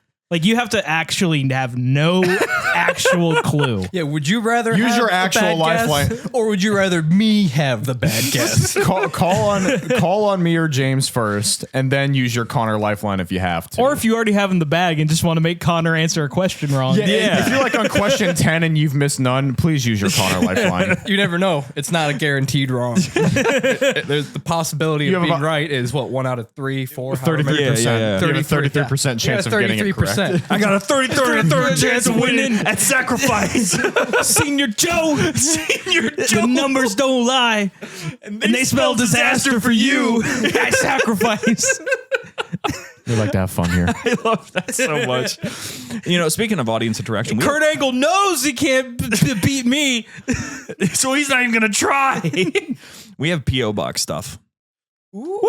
Yeah, Where? we'll be. Well, I don't know. I thought you guys brought it down No, I didn't see it. because you guys were upstairs and I wasn't. That's why I asked you if you even got it because I didn't see it. I didn't even know where it was. Well, then this is a problem for either one of you guys to go up, or I have to attempt to either shout for her or text Where my is wife. it? I don't know. She had it in her arms. James, you're closest to the stairs. Just start shouting. Cheyenne! By the way, for future reference, for those of you who don't know how it's spelled, it's Shaiann. Thank you. Every now and then when someone says Cheyenne, like I hear the S-H-A and I'm like, huh? Because I also, me and we have a buddy that we used to hang out with. He comes around every now and then. His name is Shay. S-H-A-E. And it is like, it's trippy. if when he was around and someone's like called for me or him, we'd both be like, yes. Which one did you want? And we're like, okay. I forgot about him. Yeah, I seen him for the first time in like half a year, like 2 weeks ago. If you want something real funny, there's a song. Okay, I don't know if you've heard it before, but it's a. Do I hear dragging? They're opening and closing the door because I think they left it outside. They're getting the bodies out of the garage. Yeah. But the thing is, okay, there's a contemporary, I think you can call it contemporary gospel song. That's, I don't know if you've heard it, but it's that one that's like, fear can go to hell. That one. Have you heard that? Yeah, I have. At one point I told my mother that that I was listening to it one time and I thought I could have swore it said, Shane can go there too. Because the line is shame can go there too. And now she's told me she can't hear it any other way. Shane can go to hell. And so it's, if fear can go to hell, Shane can go there too. It's so great. Oh, man. But while James is getting the packages, so every time that I hear about who's working on Halo, I get a little more disheartened. Yeah, it's just kind of the fact. And here's the thing. I want to point out one more thing. You can hang on to those for a second. I'm gonna target this person again because I'm getting really tired of them. do it. Haley on Twitter. Oh, yeah. I've talked about this person so many times. Name dropping. I don't like this person, and I'll tell you why. It's because I've been pretty sure that this person has been hardcore pretending to be someone in the industry. And I haven't been presented with any evidence to say that they actually are hidden in the industry. I have an idea. What's the idea? Get them on the show. I've tried. Damn. The quote unquote contracts and NDAs prevent them from being on, but they plan on being on soon. And soon is an indefinite amount of time. Every time that I've asked, it's extended. So they've listened. I say they because the name is Haley, right? It's Haley, but the picture is an AI woman. I feel like it probably is like a guy and is just like trolling. It's either that or the only other logical explanation that I can come up with in the context of what they are saying that they are is they actually are in the industry and they don't want to be profiled or identified. Mm-hmm. That makes sense. Like a burner. It's literally a burner account. Yeah, but maybe they can't give us proof. Maybe I don't know. Allowed. This person is claiming to know things on the inside of Microsoft, on the inside of Xbox Game Studios, on the inside of 343 Industries. It's like you got to be kind of high up in the companies to know that. And plus, this person who supposedly knows all of these things only caught on to that tweet, the one that we just read, after it started trending. Never brought it up beforehand, but supposedly is in on everything and is in the circles and keeps up with everything. No, I think she's just a trend chaser and just likes to talk about how much they hate Halo and 343 all the time. And I know it's not hate Halo, it's hate 343. Even though she's like, I don't hate 343, I hate what they did to Bungie. And it's like, yeah, there probably were some things that they did to mistreat Bungie employees, but it's always surface level with these things. You never know what's really going on. It's not just like, oh, these guys were in Bungie, we have to leave. We can't let Bungie employees in. We're prejudiced against these Bungie employees. We can't let them in. No, there's always a bigger reason. Whether or not it's logical, there's always another reason. It's not just we hate Bungie devs. It's just so annoying to see the posts. I'm constantly, because even though I don't follow this person comes up in my feed because everyone else retweets. I'm getting tired of it. There's a block button, right? The thing is that I don't. The thing is it's sort of like hate watching. You are fascinated to see what sort of outlandish thing is going to come out of their mouth next. I will say it gives the community something to talk about, but then you get content creators and other people like taking it as fact. Halo follower made a video. That video. Oh yeah, I know. I saw it. Twitter post. I sent that video. I'm pretty sure I sent that video in the chat. I didn't even watch it. I'm going to be real with you. I'm sorry. No, you did because you responded to it. No, I didn't watch the video. I'm pretty sure you did. He just knew the subject matter. I don't watch Halo follower. No, I know, but I sent but here's the thing. I sent the video in our Telegram chat. Yeah. And you went on a tangent similar to what you just did. So yeah, I just know all about it. Oh, okay. I'm like, I don't know how you would know unless you watched it. I do all sorts of research all the time. I probably do more than is necessary for someone who doesn't make video essay content. This guy. I'm sorry. Okay, are we ready to do the quiz show? Sure. Yeah. Joining us very soon, momentarily, once I drag him into our VC, is a man by the name of Flyboy Pfeiffer. Man, that was kind of neat little riff I was doing there. Flyboy Pfeiffer. Who is recently instrument rated in helicopters, which means he can fly them things. And it's okay for him to do that. Give us the JumperScape helicopter. The JumperCopter. If you will. He's in a VC with warm applesauce right now. This is about to be tragic. Hey, welcome to the show, buddy. Hello. Hey, how you doing? Just in the midst of talking to warm apple swaths, and here I am. I know. I wanted to stop you entirely. Shane, what's up? This is really unrelated. Yes. But this is extremely interesting. Okay. What is that? That is interesting. They're adding an 8-bit mode to Modern Warfare 3. That's interesting. I'm gonna play it. I'm sure you are. I'm gonna play it. I play it with you, but I uninstalled. I also uninstalled. I have not played Call of Duty in probably about 4 months. Yeah, it makes sense. Hey, Mr. Pfeiffer, congratulations on being able to fly helicopters and not crash them. Oh, thank you. It's an impressive thing. I personally wouldn't even try. So, good job. Good Can you for give us a ride to Seattle in October? Yeah, would you actually be down for that? I think I could do that. Sweet. All right, I can cancel the plane tickets, get the thousands back. Get the money back. Although the helicopter I fly only goes about 90 knots, so you're probably better off driving. It's no traffic. Well, and also, no. Straight Well, line. there is some air traffic to worry about, but more importantly, I think we'll just enjoy the view for long. If you can stay awake that long, anyway. We'll buy you Red Bulls. And it only flies for about 2.5 hours, so you got to stop for a lot of fuel stops Yeah, we're gonna to get that far. Listen, I don't know. Well, how much a helicopter refuel? I'm betting. The one I've been flying holds about 46 gallons, That's a lot less. and you can only fly to 30 minutes remaining with an IFR. I guess it's personal SOPs if you're not flying for a school. Okay, it sounds like it's going to actually cost more. Yeah, it's going to cost. We're better off flying. And then that's aviation gas as well. Yeah. Yeah, so that's like $5.60 a gallon or something like that.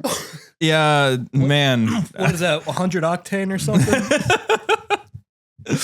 We're On a good. low lead. We'll survive. Gas. We'll make it. Okay. Well, my friend, you joined us before, and you got screwed over by Halo 5 questions. And knowing that you were going to be here again, We gave you all Halo 5 questions. we didn't.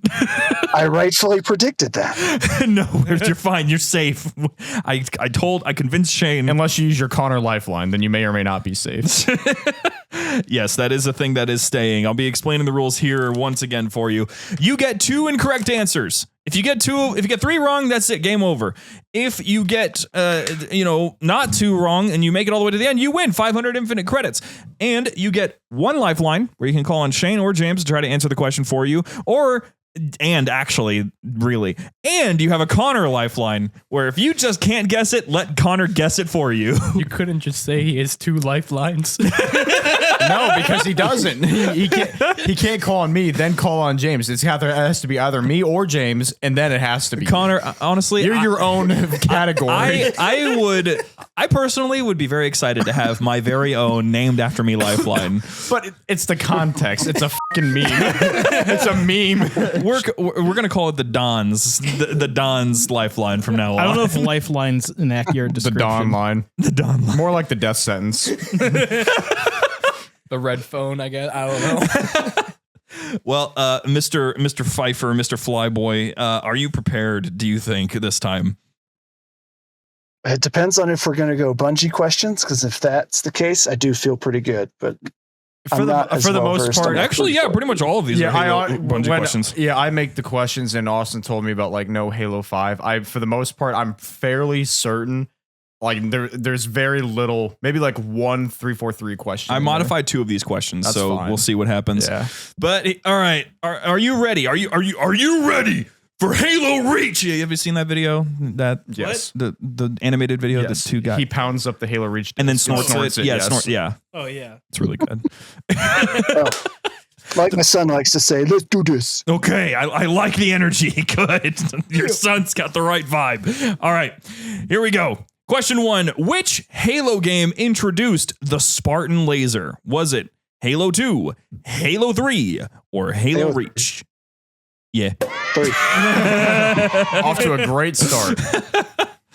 All right. Question 2. What Halo game in its multiplayer implemented, be it on purpose or an accident, button combos to give a competitive edge? Was it Halo Combat Evolved, Halo 2, or Halo 4? That's Halo 2 and the BXR, right? Yes, that's one of the tricks. I also would have accepted Halo Combat Evolved because of backpack reloading. I forgot about that. Oh. I honestly sent you that question Halo 2. Yep. But no, I honestly forgot about that. Yep, backpack reloading is a really nice little trick.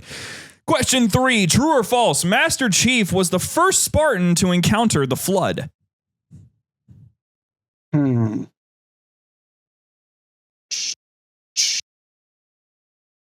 It's a book reference. I can't remember. It's not a book I think reference. he is. As far as I know, true. Yes. True, he is the first one. I feel like it's wrong, but my knowledge knows nothing else. I'm sorry. It was Jerome. He was the first to run into them. Halo Wars.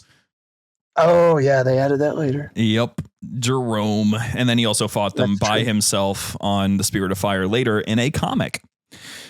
That's All right, right. with a chair. Yes, with a chair. And here comes Spartan Jerome with a steel chair. Yeah, I want that to happen in WWE, by the way. Kyle to make a clip of that with Jerome smashing a... It's probably going to happen. He makes clips of everything. I don't even get to see them all. All right, question 4. Who carried Cortana to the Pillar of Autumn? Was it Noble 6, Emil, or Carter? Noble 6. Noble 6! Hell yeah. All right, question 5. What Halo ring does Halo Infinite take place on? Delta Halo, Alpha Halo, or Zeta Halo? Zeta Halo. Yes! The most wondrous, oldest, biggest Halo there ever was. Most wasted Halo. And it don't feel like it. Most wasted. It really is. No, given the background, especially if you've actually read the Forerunner trilogy, you're just like, I didn't, and I still know it's wasted. Zeta is so cool. It's such a dope ring, and I'm like, I was so excited to go into it. Every single HiddenXperia Zeta Halo video. Flood. Question 6. How many FPS games are you able to play as someone other than the Master Chief? Not counting co-op characters. So that means just because you're player 2 and you play as the Arbiter, that doesn't count. So how many FPS Halo games are you able to play as someone other than the Master Chief, not counting co-op characters? Is it 3 games, 4 games, or 5 games? Let's see. You got Reach. Yes. ODST. 5. Sure. And I don't think there's anything else that you can only play as Chief and Infinite in the story anyways. So was there 3? There one of the answers is in fact 3. I'm going to go with 3. No. Social credit deducted. You missed Halo 2. I thought you were oh yeah, that's right. Yep. Co-op Arbiter is Halo 3. Normal Arbiter, who has his own little thing going on, is in Halo 2. Unfortunate example to use for what doesn't count. I could have used the 2 random elites that you can play as in Halo 3 that actually have a backstory and show up in a book. Hunters in the Dark, read it now. Next question, and this is it for all the marbles. You have 4 questions left to answer, and you got none left. So you remember, you still have a lifeline, and you still have a Don's lifeline. Right. You can go Don line anytime. Okay. Right. Question 7, huh? I said hit me. Okay. Question 7, true or false? Halo has never touched the tabletop genre of gaming. No, that's false. Yeah.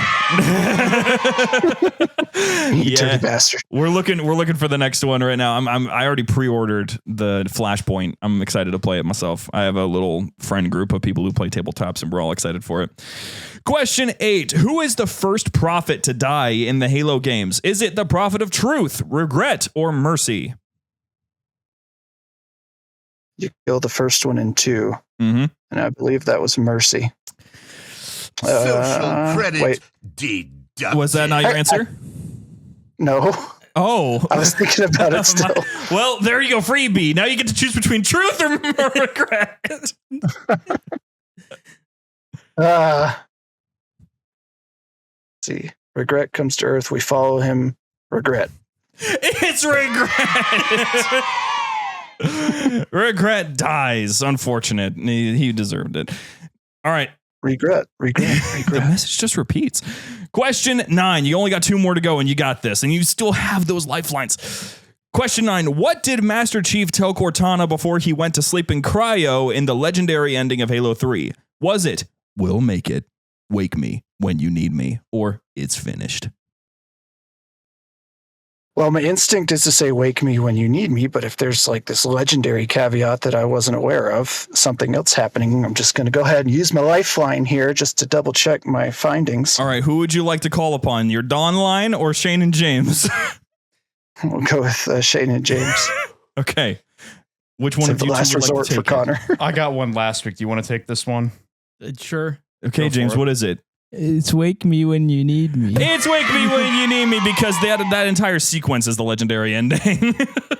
Was that okay? Was that the last option out of all of them? No, that was the first one. The last option. No, it was the second one. It was the second one. Yeah, okay. Damn. Yeah. Connor was wrong. Good thing we didn't use the Dawn line. Okay, so you can still lose here. Just to clarify, you can still lose if you get or this take question. your Dawn lifeline, and then maybe still lose.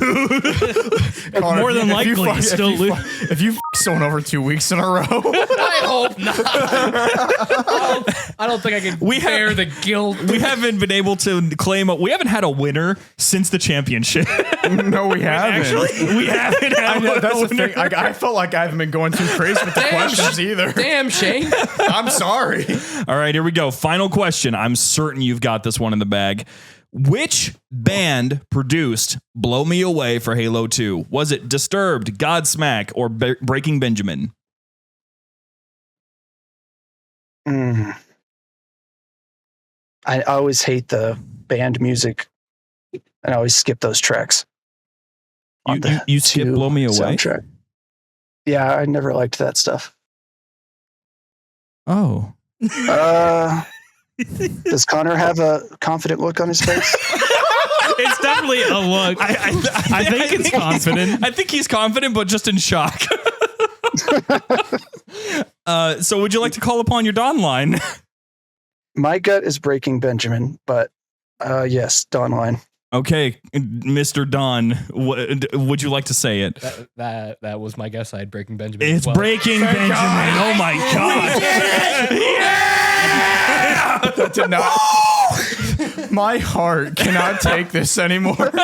Oh dear God. Dude, I'm actually sweating too. Man, today Only the strongest will survive.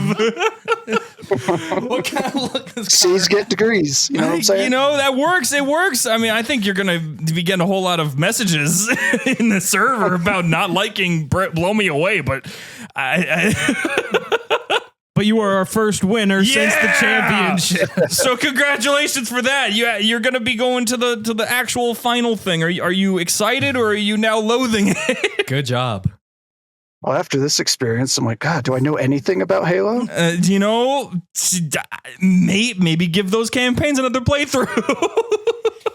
Definitely give 5 a try. It's always on easy. The technicalities that get me. Yeah, that's all these quizzes are full of. I try to make them at least fair. Unlike certain other quiz shows. And that's about I was listening last week and it was like, oh, I remember this with the Arbiter and what he says after he kills the Prophet. And I was like, oh yeah, he said, and so you must be silenced. I remember last week talking about that at some point. So I would have gotten that one wrong. Well, we'll see what happens. For now, you can expect your 500 credits sometime after the show is over. What do you think, if you're going to use it at all? Are you going to use it for anything? Do you have anything planned? Well, I've been thinking about that. Oh, yeah. Is it possible to double it and give it to the next guy? Ooh. Fuck it. Yeah. Sure. So next week, someone will get next week, someone gets 1,000 credits. What if that guy goes, double it and give it to the next person? Eventually, we will be broke, and I'll have to put a cap on that. But I'm down for that. That sounds fun to me. Sure, why not? Yeah, go for it. Next person who comes onto the quiz gets 1,000 credits. So, sign up, go to the Discord and go to quiz show instructions under the Tarkov and library content category, and you'll be able to sign up. I'll throw your name into the pot. So ready to screw someone out of double the money. I wouldn't say I'm ready. I just don't want. I just want to clarify. If someone loses, the pot won't disappear. I'm going to keep it. Like I'm going to hand it off to the next person. But no, I mean, I'm going to keep it. I'm going to buy it for myself. I'm kidding. I was thinking about that because I was like, I know if I get credits, it's just going to be wasted on me because it's going to sit there unable to buy anything because you can't really buy anything worth buying for 500 credits. Nope. You would have to win. You would either have to win multiple quiz shows or you would have to win the championship where you get 2,000 for winning. Yeah. So I figured break and make up the difference with whatever. Give it to someone who would enjoy it more. I can understand that. You know what? It's a nice thing to do. That's a very kind thing for you to do. So yes, I'll make sure that goes to the next person. Cool. All right. Well, my friend, we are going to bid thee farewell then. We got other stuff we got to take care of for today's show, but thank you so much for joining us. And I'm supposing we'll probably see you I think someone is planning on an MCC game night this Friday or Saturday. I'm all about the MCC game nights. Yeah, I think it's going to be happening. So I'm guessing I'll see you. Yes, sir. Fantastic. All right. Well, you have a good rest of your night. If it is night for you, I don't know. It is 4:45 in the afternoon. Oh, well, it's night close enough. Enjoy the rest of your sunset. Kill. All right. Well, that was fun. He doesn't like blow me away. I have two things I want to say. Sure. I thought those questions were supposed to be easy-ish. They were a little. They did have some tricky wording. The ones that had tricky wording, you with them. The ones that you messed with you said like you redid the questions a little bit. Yeah, and also, are there any quiz shows where I don't have tricky wording? Because it's been a complaint every time. I also what is tricky wording? Not technicalities, I guess. But okay, second thing. Just a thought. With the way Infinite's going now, I think we should give people a choice. They can either do 500 Infinite credits, or you can give them like whatever it's Steam. Like, can you donate like give people money on Steam or give people money on Steam or something like that? Yeah, but I'm not that boring. So I'd probably just give them like, would you like a random $5 game? I like that. I think we should. I think if they would you like Lethal Company? yeah, like anywhere from like a $5 to $10 game on Steam or the Infinite credits. We'll put that out there. We'll see what they think of that concept. Because someone like that, I feel like probably would have appreciated the Steam game more. And if that's the case, I will message him after this and see what he thinks. Mm-hmm. And he'll probably still say passes to the next person. Which is that's totally fine, but I'm just like the way things are going. There's been a few people who've been like, yeah, I don't know what I'm going to get for 500. So it's just like there are certain things you can get for 500. Get a charm. Well, there's that, but like boosts, a couple levels you can get if you save it up, especially because there are multiple. That's the thing. It's not supposed to be that we're the single source of someone's customization. If you look around the community enough, there's tons of ways to get credits. And that's through things like tournaments, that's quiz shows like this, it's giveaways. There's tons that happen out there. You just got to look around if you want them bad enough. Hey there, Halo fans. Don't go anywhere. We'll be back with our friends right after these messages.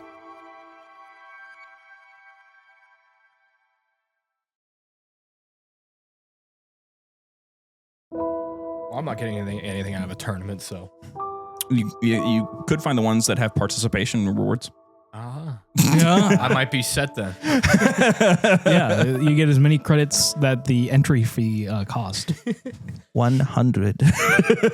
Oh boy. A boy can dream. A boy can dream. Oh boy, this is my 7th tournament. I can't wait to buy a charm after. Okay, gentlemen, do we want to do the Patreon next, or do we want to open up these P.O. Box packages? Let's just open these. James, not you. James, would you? I don't know why this is always. Whoa! I thought that would rip a lot You cleaner. almost ripped that. Like I was sick. There was some passion behind that. So this first one is a big rectangular box. What is it? Hell yeah! That's a lot of Slim Jims. Oh my god! That is a lot of Slim Jims. Are you sharing? Seasoned. He said they were for me, but I will share. Okay. I was gonna say, what's the note? Okay. What's the note? This one might come late, but that's okay. Enjoy, James, from Banana. Banana Man. It says James, not JumperScape. JumperScape. But to keep me from getting really fat, I will leave them in studio. Okay, fair enough. Like a studio snack. There you go. Should last a while. How many is in here? This is like wasn't the whole. Wasn't it 100? This is the whole gas station. Like I'm going to open this one now. Yeah, he'll distribute as he sees fit. Shane, open the next one. This one is in like one of those weird cardboard-ish bags. Oh gosh. Oh gosh. How many? Shane. Ooh. Yay! There's one for each of us, of course. Wait, there's a. What's the note? Oh, there's a note. Hold on. That looks like a receipt. I'm just making sure. What does it say? Scan the QR code to learn more about your gift. Okay. No, hold on. Is it? Oh. Alrighty, go at Nope. it, fellas. Who wants a Slim Jim? Don't bro know Quandale Dingle already did the Forgus on the Jeep Thug Shaker Bandit style with Baller from Banana. Okay. Yeah. I wish that was all. There's a note for each of them. Oh my gosh, Unless they're all really? the same. No, they sure aren't. Oh my gosh. Bro thought he could become the next Riz King by doing the uncanny Anka zone dance like a sussy baka in Ohio. I hate that. Shane, you need more passion. Let me read one of these. Okay, go for it. I thank you for volunteering. Shane, you need more passion. Yeah, I'm not reading what brain rot I'm hearing. Here, you can read one. Oh yeah, sure. You know I'm always down for reading brain rot. What does that say? Oh. Damn it, mine just says Cheese. You need more passion. With a bunch of skull emojis. You need more passion. Okay. Grown tube noisemaker stick funny plastic party. This is what the item is. This is actually called the green tube noisemaker stick funny plastic party noisemakers party favors sound tubes toys for adult. Is it me or are these impossible to fucking open? Like I'm looking around, I'm like, is it just me? No, it's not. No, I've been trying this whole time. Well, Connor's farther along than the rest of us, but he, maybe he's willing to go farther. Congratulations. Who's the father? What? You said he was farther along. Okay. Who's got a fucking knife? We actually do have a letter opener right behind us. Hold on. Who needs knives? All right, you open mine, please. Nah, I'm still Please. working on mine. Should we write our name on these? If you want. I don't know where our pen I don't is. think it's gonna matter. It won't matter. Ha!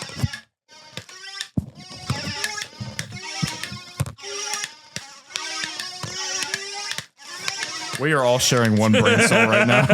There's one brain cell being shared between all of us. It's just hopping from person to person. I could see whoever just driving home after a long day of work. All they hear is. Guys, do you ever feel like a zoo attraction? Anyone else want a Slim Jim? Sure. Yeah, I do. I'll try one. Okay, get it. Hey Shane, can you pass me a Slim Jim? A Slimmy Jimmy. The slimmest of gyms. The slimmest of gyms. The studio gyms. Oh, gosh. The slimmest of gyms. Well, while that's happening, I'm going to be... Backstory, this is during a game night. I said, and I quote, I really want to have just one of the whole fucking cardboard containers of Slim Jims that they have at the gas station. And now we have one. You gotta be careful what you say around that man. Because he'll just make stuff happen. I think I don't know why it's us, but I'm happy that it's us. I just need to start saying things like, man, I want a fully loaded fucking savings account with at least $10,000 to start. Yeah, can I just get a solid block of tungsten? Not gold, tungsten. You think I could get a nice office space over in like the Belden area of Ohio? Man, a few weeks back when we were having a game night, I mentioned that I wanted one of those like really, really cool lightsabers, and he said he'd get me one. Oh yeah, I remember that. So I'm like waiting. I told him he didn't have to, and I can't tell if he was being serious, but damn, these are looking around, I think he's serious and said he was gonna. Kyle, you should buy 4 lower end RGB lightsabers, and we'll fight each other on video. See, the thing is, someone's got to video it. Cheyenne, maybe, I don't know. See, then that guy who keeps asking who would win a fight will get some kind of resolution. Oh, true. He keeps on asking. But see, that's part of the thing is that it's just wild that we keep getting stuff. You know what I mean? It's weird, almost. I'm okay with it. So anyway, our Patreon. I'm gonna grab one of these Slimmy Jimmies. Okay. Is that not a Slim Jim that you already grabbed? Sorry, I was distracted for some reason. I couldn't tell you what it was. Put down the slide whistle. All right, here we go. Starting from the top with our top supporters. By the way, patreon.com/JumperScape if you want to join the Council of Patreon Names, as they've called themselves. And if you want to get yourself some nice goodies, we have some nice stuff still in progress that we're going to be throwing there pretty soon. Starting off with, all right, ladies, here's your objective. You must retrieve the PS2 from the basement dwellers and halt the attic dweller advance. Okay. Yeah. Why are you yelling? Because I am really good at it. Was it in all caps? Yes. Yeah. I explained it. Jacob Adlam, Scion Esports. Thank you guys. I love you. It's Default 456, Dark Salad 42. As you know, Destiny 2 is better. Lover. I still hate that. Hounds of Meath, Seth Rutherford, Spartan Dave, the one, the only, Dick Hammerbush. Yeah! Okay. Did you hear that remix they did? Dude. Who was it? Was it Dick Hammerbush who made it? No, it was Kyle. Kyle made it. Kyle made it. Shout out to that man. And now I wonder if I have a future in vocals. Because I don't know if you heard Shayna put it in the chat last night, though. Yeah, I responded to you. Oh. Yeah, this morning. I'm like, that is fire. Oh, I didn't see that one. It's funny because I also sent a AI video of Shrek mounting. I Lightning ignored that McQueen. intentionally. No! And all I saw was Shane go, "That's fire." And I'm Oh, like, I thought whoa. that's what you were replying to. I was like, oh, he sees Shrek mounting Lightning McQueen and is like, that's fire. Why are we saying that sentence? Tony Stark was able to build this in a cave with a box of scraps. Why do you guys keep capitalizing? I don't know. Because they know I'll do it. That's the thing. They know I'll do it. I have no shame in screaming. It's fantastic. You know he no reads shame in anything screaming. you put on the teleprompter, right? Captain Varco, UNSC Walk Softly, Cool Blazer, H Ghost, Momagged Y'all, Inspired Nabucco, G156, Vermin, Addy Criminal, Connor Clark, Dapper Dame, Dylan. I am Duke, the voice of the Skibbity, and so you must be mogged. I'm shaking my head no for those who can't see. I wasn't going to put on a Halo 3 truth voice for that. I'm sorry. Lactating Gator, Lactating Milkum Tea, Linda Marie. Thank you, Linda. I learned something about Linda last night, remember? What they were saying? Bro. No, what'd they say? Did I miss this? No. There was some lore that dropped. Oh, yeah. But wait, Linda's actually in the server. Oh, okay. Then what's up with the Patreon? I don't know. Well, I'm confused. So am I. It's weird.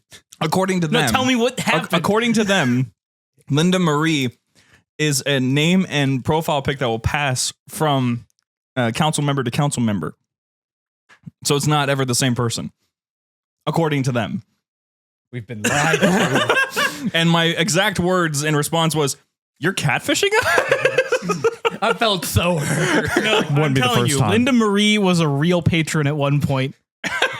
I'm telling you. She was alive. I felt it. The thing is, I talked to her on the. She was real to me. I talked to her in the server today, so she has to be a real person, right? I hope. Right? Maybe it's a whole nother Discord account. It's the same deal. Stop. Maybe they're passing the name. Stop. They're probably passing the name around and the password. Order in the court. You had the face of like, look at me, Hector. And just. Chance to look at me, Hector. Pozole. Sergeant Forge's Chipotle Shotgun, the Lactation of Mercy, all this for a PS2. If my time in JumperScape has taught me anything, it's that we like to have fun.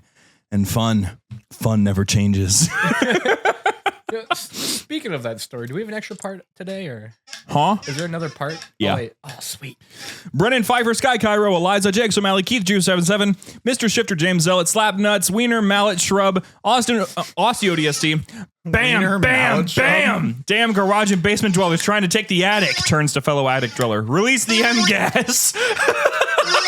Gas. Mustard gas. Birthday boy lactator. Connor, I walked past you this week and you smell different when you're awake. What? Now you know how I felt. Some of these have been getting really creepy. when I'm awake? Does he smell like a nice vanilla, like latte? Vanilla bean. Vanilla bean? He smells like prescription medication. What does that entail? Like kind of a cough syrupy kind of thing, or like Ointment. ointment? Oh, like some icy hot. Coaxium. No. Probably not icy hot. Damian Groth, Dr. Lactator, Ginger Boy, Head Ass is back. Hayden, Reach Around, Cortana Hamilton, me and Shane's Kigyar mistress hit it off. The divorce papers are on the way. We are eloping to have hybrids, Ungoy wife. She's all yours. We are hoping to have hybrids is wild. Dang. Okay. I just want to quickly say, whoever decided to call it ointment needs to be like arrested. That's like the grossest name they could have picked. I thought it's a rather soothing word. Oh, my ointment. You're probably one of those things that one of those people that thinks One of those things. You're one of those things. You're one of those things. You're one of those people that thinks moist is a weird word. Pity 104. Sorry, I forgot to change my name after last week, so to make up for it, I'm upstairs making Moa burgers for you all. Be down in a bit. Oh, sweet. Thanks, dude. I'll wait patiently. Cheyenne, you have company up there. I got a cast iron. Okay, what if you took a bunch of Slim Jims, ground them up, and grilled them like a patty? I have a video for you. Is this, if What? it's a sausage guy, please don't show him the sausage. I know who you're talking about. I know who you're talking He makes about. them into a burger. What? Why am I actually curious on how they taste? The Goob, X3 Tien, Zengil Clap, apparently, finally has a name. Claude Spark, 5970s, Daniel Dumpweed, Garrus Vicarian, Halo the Guy, Iskari, Kiri, Kyle Hooley, Mayday, we've been hit. I repeat, attic dwellers have anti-air capabilities. They what? A full-blown war in my house. Yeah. And then, of course, the guy who hasn't changed his name yet, Shane, look at what you've done to my bloody shed, man. And last, but never least, Warm Applesauce. Thanks. I'm sorry I interrupted your conversation earlier, buddy, with Flyboy. He's in the VC with him. Gosh, what have we done? I just want the rest of the plastic off. Use the knife. Where is it? Are you kidding me? Does this remind you guys of anything? The bird video where yeah, they mess around with the these? bird video. Yeah. No, I'd be in my girl's ear. It was a sex joke, so. Oh. Yeah, I wasn't getting that one. All right. I don't have sex. I don't do that. That's not part of my prerogative. All right, here we go. I make love. I make love. I reproduce. I serve my biological purposes. All right, are we ready for the reviews, which includes part 5 of Let Us Out? Shane, if you're ready, put it down. So, first of all, is 5 stars from the real default that says, Life cereal is yummy. The message is as follows. Life cereal is good. People are real. They are. Some are. That's it. That's it. That's it. Okay. Cool. Next is 5 stars from UNSC Aegis Fate. Quick question. Yep. Quick question for the hosts. I thought that was it. Quick question. No, that's the name. That's the subject. You said quick question. You're like, yep. I'm like, oh, that's all. Quick question for the hosts. Would it be all right if I write a story about you guys being an ODST squad during the early years of the Covenant War? Okay, so first of all, we already have this one about Shane's garage. Now we have our ships fighting each other, and now you're proposing the concept of us being an ODS. Sure. Why not? Do we want three total fan fiction, huh? Do we want them in the reviews, or should we just start a whole new section? I have a feeling that it's going to come to the point. I have a feeling we're going to have to read a fan fiction very uncomfortable one of these days. Why would you Not on the say air. that? Yeah, not on the air. Maybe in a Terminals episode. Maybe in a Terminals episode where no bars are held. But, or Holds Barred. Which one is it? Yeah, you're right. I think the thing is, one of my favorite videos is one time the Creature Hub, they read and not safe for work I know what you're fan talking fiction about them on a stream, and it's horrible, but it's so fucking funny. Me and James grew up watching The Creatures. Yeah. They Rest were in peace. R.I.P. The Creatures, and then Cow Chop, R.I.P. Cow Chop. Man. Yeah. But yeah, do it. You won't. And also, I guess give it a sad whoop. I guess if we keep doing these, we probably will just need to be like, hey, open up a forum. It's becoming like they know we're reading the stories and everything. I think it'd probably be best to just for those who review, open up a forum for yourself in like the Share Your Creations forums in the server, only because, and this is a legit reason, I'm being real. Only because it's going to look so weird for people who are going into the show. Like, they're going to look at the reviews and be like, what is that? And it's just also because old parts of your reviews get deleted after you make a new one. So we've lost part 1, 2, 3, and 4 of Let Us Out because of 5's existence, for example. Oh, no. And the only way you can get them is if you listen to the episode. That's an advertising. If you want to listen to the story, go back and yeah. Or you can go to discord.gg/JumperScape and open up your own forum and then I guess write whatever you want to your heart's content. You don't got to ask us. Just do it. It'll be funny. And I'll read all of them. Just tag us so we see it, and then I'll read it here on the air. Next is from who asks. Cat guy. Yeah, him. Who asks, what are your favorite video games not Halo? That's the subject. The 11th was my birthday. Well, happy birthday. Happy. Let's see. It's 13 days ago. Late birthday. happy belated Happy birthday. belated. 13. Just to be, yeah, it's the 24th. That is 14 days. Oh, Wait, no, 14. 11th. Yeah, so 13. We shared birthdays. Yeah. Cool. I also Wait, did they say it was their birthday? Yes. Happy birthday. I also shared with 2 other people in my high school, and now James. By the way, what is your opinion on the game Crysis 1, 2, and 3? They're fantastic. I've been playing it because it is on Game Pass, and I'm waiting for Black Ops 6 and the next Halo game. Fair. Yeah, Crysis 1, 2, and 3 are fantastic. It makes me laugh every time that we just now got the tech to run Crysis 1 on max settings smoothly, and then the next year they dropped a remaster. So you might be waiting a while for the next Halo game. Shh. I'm talking about Crysis, okay? Not the Crisis that I'm currently going over. Not the Shane, Crisis. Why did you just go Doomer mode out of nowhere? That was not even relevant. Social Damn it. credit. There we go. There it is. Like, which one is it? No. Allow me. Yikes, this is not a good look. All right, continuing. Yeah, that's really good. Those are delicious. I've never had They are Tabasco good. Slim Jims. Really? So I've never had the Tabasco best ones. flavor by far. 6 grams of protein. What did the stick? Catman have to say? Right, yeah, sorry. The name of the Black Ops games is an inside joke because there's a kid whose name is also James and is black, and he is doing what does that say? Austin. Do I need to call the police? I'm being real. I can't read this last sentence. I'm not saying I won't. I'm saying I can't. I don't know the word structure here. I don't know if that's English. There's something in there about a kid named Gabe. That's about all I know. Okay. And his ears for some reason. That's about all I got. In his ears for some reason. Okay. Next, the moment we've all been waiting for. Yeah! Grab your popcorn, everyone. Or your Slim Jims. Let us out. Cox 5 News. 5 stars from 1111 Wither King. I'm so scared. Oh my God, it's a book. It's Yes. so long. It fills the whole page. I know, it's so long. I think he heard me say that was a short one last time. I was like, okay, buddy. Oh my God. It's so long. Yeah, I Great can't. on-demand knuckle crack. Thank you. I keep them locked and loaded just for those moments. That's horrifying. Yeah, it happens really fast. What the fuck? He just touched me with a freaking wrapper. Let me touch you. Hey, if you guys need a place to throw away your Slim Jim wrappers, I got my McDonald's bag right here. Okay, so it starts with a cheesy news theme plays. We're gonna just say that it's like the BBC or something because I think they have the most cheesy. Welcome back to Cox 5 News, and today we have a special treat for you. Isn't that right, Jerry? The newscaster turns towards her co-host. Oh, I'm a woman. Whoops. She sounds like that now. That's right, Kate. Reports from a small town in Ohio have informed us of a bomb threat in some man's garage. I just want to point out, this man did not care to put a disclaimer that this is not real in this episode. The last 4 episodes, there's been a disclaimer. There's no fucking disclaimer this episode. This is a documentary now.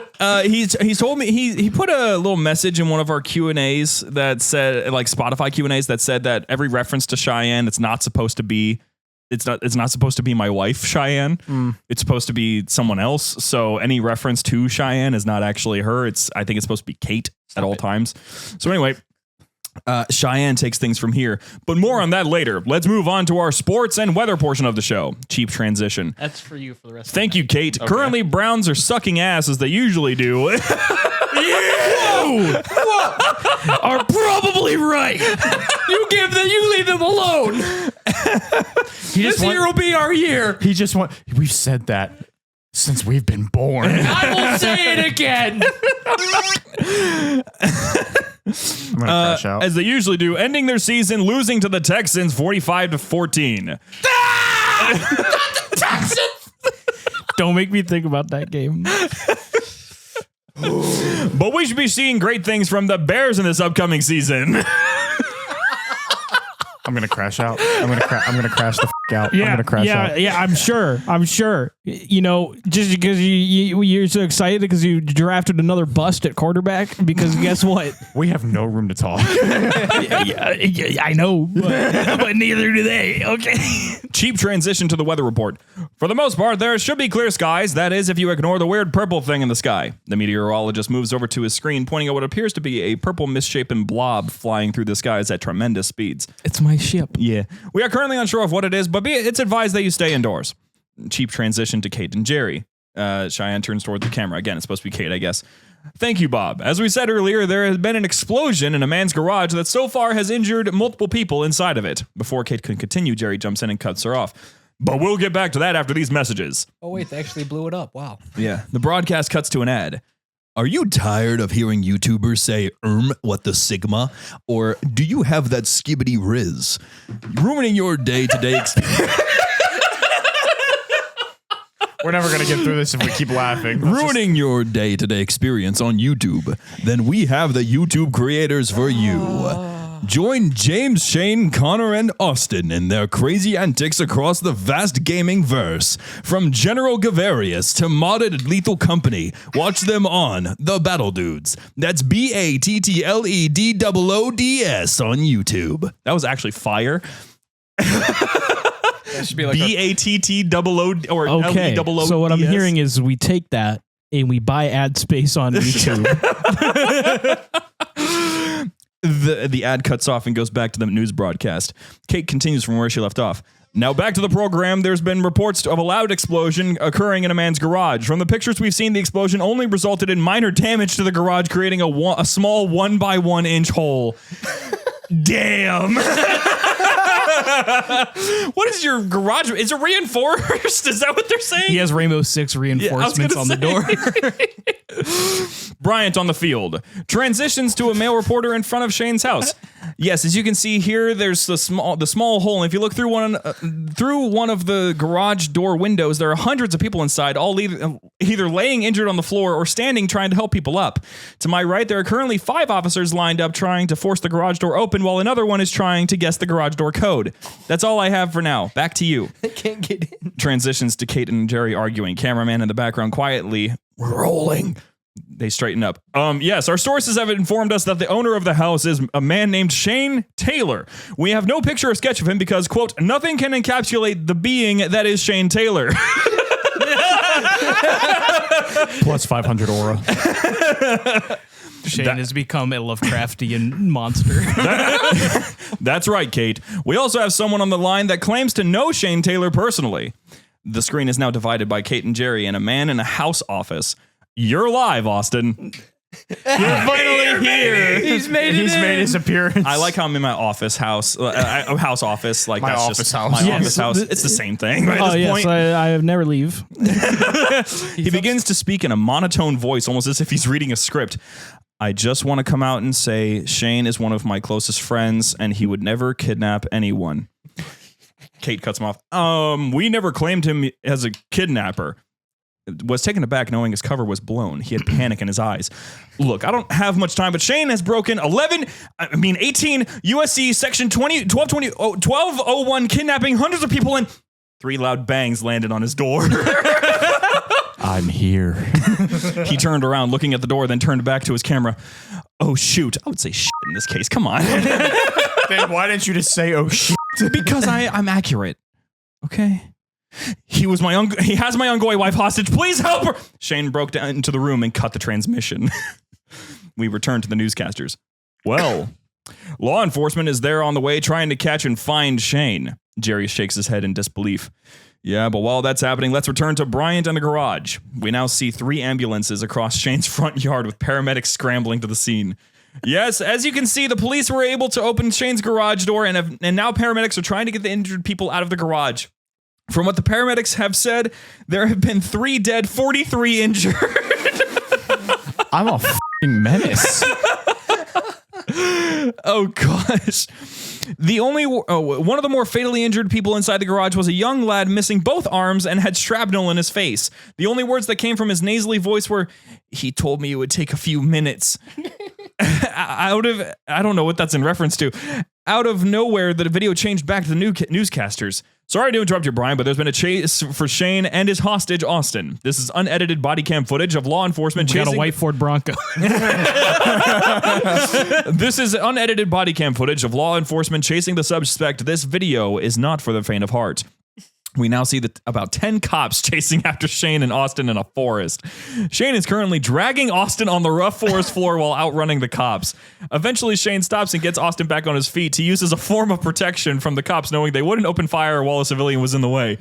Put him down! Put him down and back away! Shane just stares him down and snorts. I want to believe that you just like ripped a line real quick. You're just never. Not the booger sugar. His life belongs to me. Then a blue-purple, I don't know, beam comes in and surrounds Shane. Then it beams him up, which leads to the cops looking up, seeing a big purple ship in the sky. The cop we're looking from takes off, running from the ship. And when you thought it was over, a quick flash of light and screams. Insert and scream from the Oni episode, timestamp 4209. 42 minutes and 9 seconds came over the body cam. That was the end of the footage. Kate takes over. With these events occurring, it would be safe to say that everyone should stay indoors and find the safest place to be. This was Cox 5 News. Good night, everyone. Part 6? I couldn't let my goat die. I guess not. James rescued me. He really did. Wait, can we go see what the scream at 4209 is? I already know exactly which one they're referencing, but yes. Is it the one that Kyle made the button of? No, that's me. No, they're making reference to you. Okay, so episode 42. If that's in. Wait, was it? What was it? Oni episode. Okay, Oni episode. That was 9. No, man. How far back was that? That was in the 20s, I think, or was it in the 10s? Did he say an episode number or no? No, just the Oni episode. Okay, there's the Office of Naval Intelligence, the horrifying, all-seeing eye. I'm going to assume this is what they're looking for. Welcome back to. Okay. Wait, is it the? Yes, I'm fairly certain that's what it is. Okay, so 4209. I got 42. 4206. Here we go. Is it straight up? You walk out. That was a fun day. Still one of your best moments. Wow, I peaked. Yeah. That was a fun moment. That was a fun moment in time. I agree. Yeah. I don't think you were in that You call. weren't even there. What? No, I remember doing the scream thing too. We did that again. We recreated it, but Yeah, that was episode 14. You weren't even a concept. Oh, that was for damn. Mm-hmm. I think this was the first episode after Bryant left. Yes, it was the first one we recorded after he left. Hey there, Halo fans. Don't go anywhere. We'll be back with our friends right after these messages.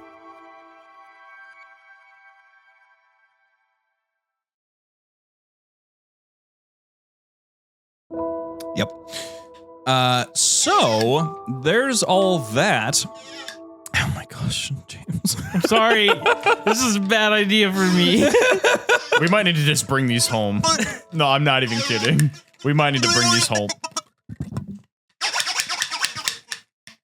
We might need to bring these home. We're gonna have to assign ourselves limits. We each get exactly 10 weeps a day. Yes, indeed. Do they stack though? Oh god, you wait 10 episodes, you get 100. Dude. Well, if it's per day, that means no, per episode, not per day. Because good god, are we ready for the Q&A? Yeah, I guess. Are we? No. If there's a question and they're asking us to fight, can we just skip it? Good news is that didn't happen this time. That's usually a review thing. Maybe. Oh, okay. I was gonna say maybe. So it's like the show is great and everything is like I always think it's an original review. Oh, by the way, who would win in a fight if all four of you? Yeah, as you say, it's like a genuine review. Then it's just like, anyways, who would win? I'm like, oh my god, here we go. Okay. First question is from Slipstream19 asking, what is Master Chief's favorite breakfast? And also, what are your guys' favorite I'm going to breakfast? cut you off there for 1 second. I'm going to tell you something my stupid ass just did, okay? Okay. None of you guys saw it. I didn't get much sleep last night, okay? Okay. I had this in my hand and this in my hand. The tube and... Wait, did you just take a fat rip of the... No, I went like this. I'm like... And then I'm like... I need to go to the hospital. So you were doing this with the vape. And then I tried, like, I almost went like, I'm like, you almost took a rip of the thing. Yep. And then, wow. Yeah. Okay. I wanted to share that with you guys. Thank you. Appreciate it. Okay. We'll never let that go. Bro almost sounded. Slipstream19 is asking, what is Master Chief's favorite breakfast? And also, what are your guys' favorite breakfast? Except for Connor, since he subsists on pre-workout and protein shakes. Connor, you can still salt on them. Connor, you can still answer. He says he's not half wrong with the protein. Hang on, I actually, while you guys are answering this, I want to pull up the real answers in a second here. You guys answered. Shane, you're starting favorite breakfast. My favorite breakfast. Although I don't have it much, I like diced potatoes, omelets, and waffles.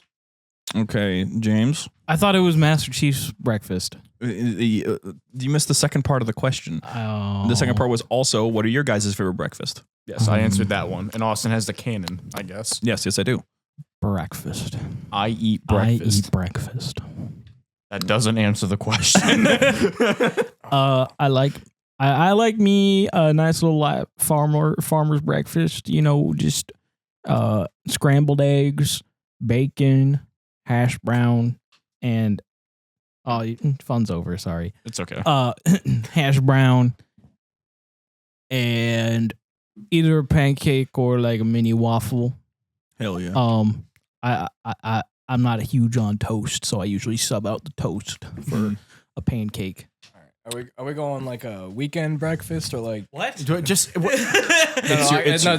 the week in my weekends like about Connor, it's your week breakfast. Okay, in that case, I'm having a protein bar, 2 energy drinks, and this like lemon pie. I guess it's really good. I don't know what it's called. The Amish make it. How much caffeine do you have a day? At least 400 milligrams. I think I would die.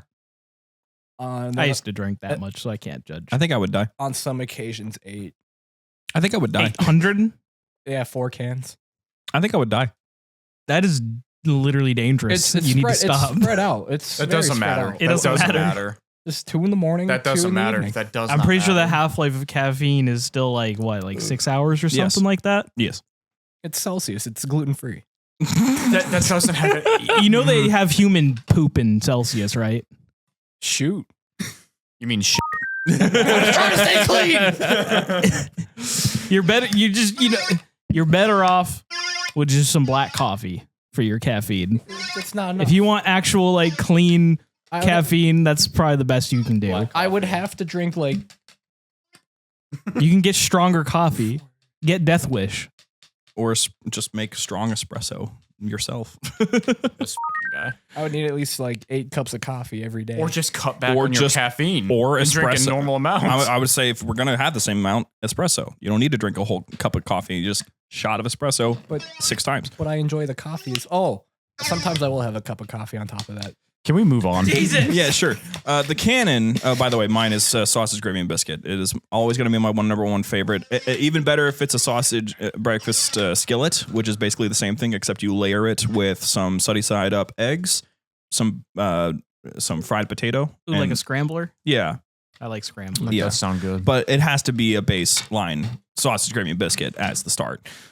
And, I was going to say for my weekend, cereal. Well, the cannon is. Now, when I'm being real naughty, the breakfast quick, crunch wrap from everyone tell me from Taco Bell is slaps. Well, the cannon is. Real quick, everyone tell me what you had for breakfast at the same time. I'm currently eating pizza. Nothing. Pre-workout. I forgot about that. That's legitimately what I had for breakfast. I took pre-workout, and it was when I first started. And I know like if it hits you really hard if you don't eat. But like my stomach was hurting really bad. I'm like, I'll drink pre-workout and then I'll eat like lunch after I get back. Yeah, how'd that go? It was fine. Okay. I didn't feel good, but I was fine. To answer the first question of what would Master Chief do, like what is his favorite breakfast? It's hard to say because he doesn't eat it very frequently at all. He's probably just a fan of a good old cup of orange juice, and that'll do it. So doesn't he like not have to eat that much because of augmentations? And because of the suit. Eating is just an option. Yeah, the suit recycles proteins. Oh. Yeah. It's really cool. Lactating Gator asks, which side character has the most aura in the Halo universe, living or dead? I don't want to call Arbiter a side character. He's not. No. I know that most people are going to say, yeah, actually he is a side character. Who? It's George. He said it. Oh. My answer is Sergeant Forge. Can you guess who I'm going to say? Emil? Yes, I'm going to say Emil. Emil has massive So aura. favorite side character? No. Which side character? God, James, wake up. Golly. Over and over we do this cycle. I was reading something in the show Discord, okay? Man, you guys should up your caffeine intake. Shut the No! Okay. Which side character has the most aura in the Halo universe, living or dead? Oh, most aura? Yes. Side character. So it can't be Arbiter. He's kind of a side character. He's not. He's main character. He's a main character. He's not a side character. I'll say it again. For Artaz Vadum. I was gonna say Artaz Vadum as well, Bro, like with a nickname like Halfjaw. I was gonna say that's metal as hell. He was my runner-up. I'm kind of surprised that none of you even thought of Johnson. I was expecting that. Johnson is an awesome, badass character, but when I wouldn't say Aura. You don't know how easily he seduces Oni. I feel like the thing is though, for me, Aura has to have an air of mystery. He does. And Johnson's pretty just flat out who he is. How did he get off of Halo? Well, that's just sloppy writing. That's not Aura. That's bad writing. Why is he immune to the flood? It's not Aura. Does it ever say that in the game? Well, no, but he doesn't get infected by the flood. He can't. Okay. There's a reason for that. That's There's not mystery. Aura. That's just kind of weird. You said mystery. There are two or three good mysteries about this. I more guy. mean like. Let's move on. I more mean like he. I don't think Aura. I think it's a different kind of coolness that he carries, and Aura is more like, like. Did you just mew at me? Yeah. Okay, well, I say Forge still.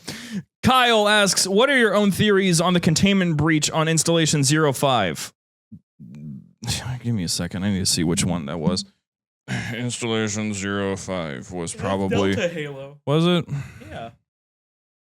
Wow. This guy doesn't know anything. No, I don't. But I never claim to. That's why I'm just kind of here as a side dude while you host the library. Yes. So is this the part where you let me host the library now? Yeah.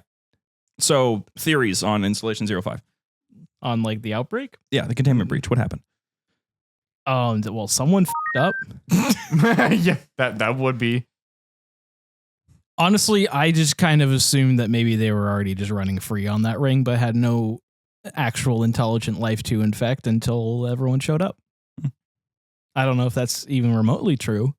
Well, it is just theories, because but there was never an actual containment breach moment like there was in CE. They were just there. Yeah, my theory is that it was just the Covenant did it again. That's my thing though. I know I'm giving the Covenant a lot of credit here. I'm thinking they wouldn't make that mistake twice. I don't know if it was going to be on purpose, because the thing is they had that flood infected facility. Here's the thing.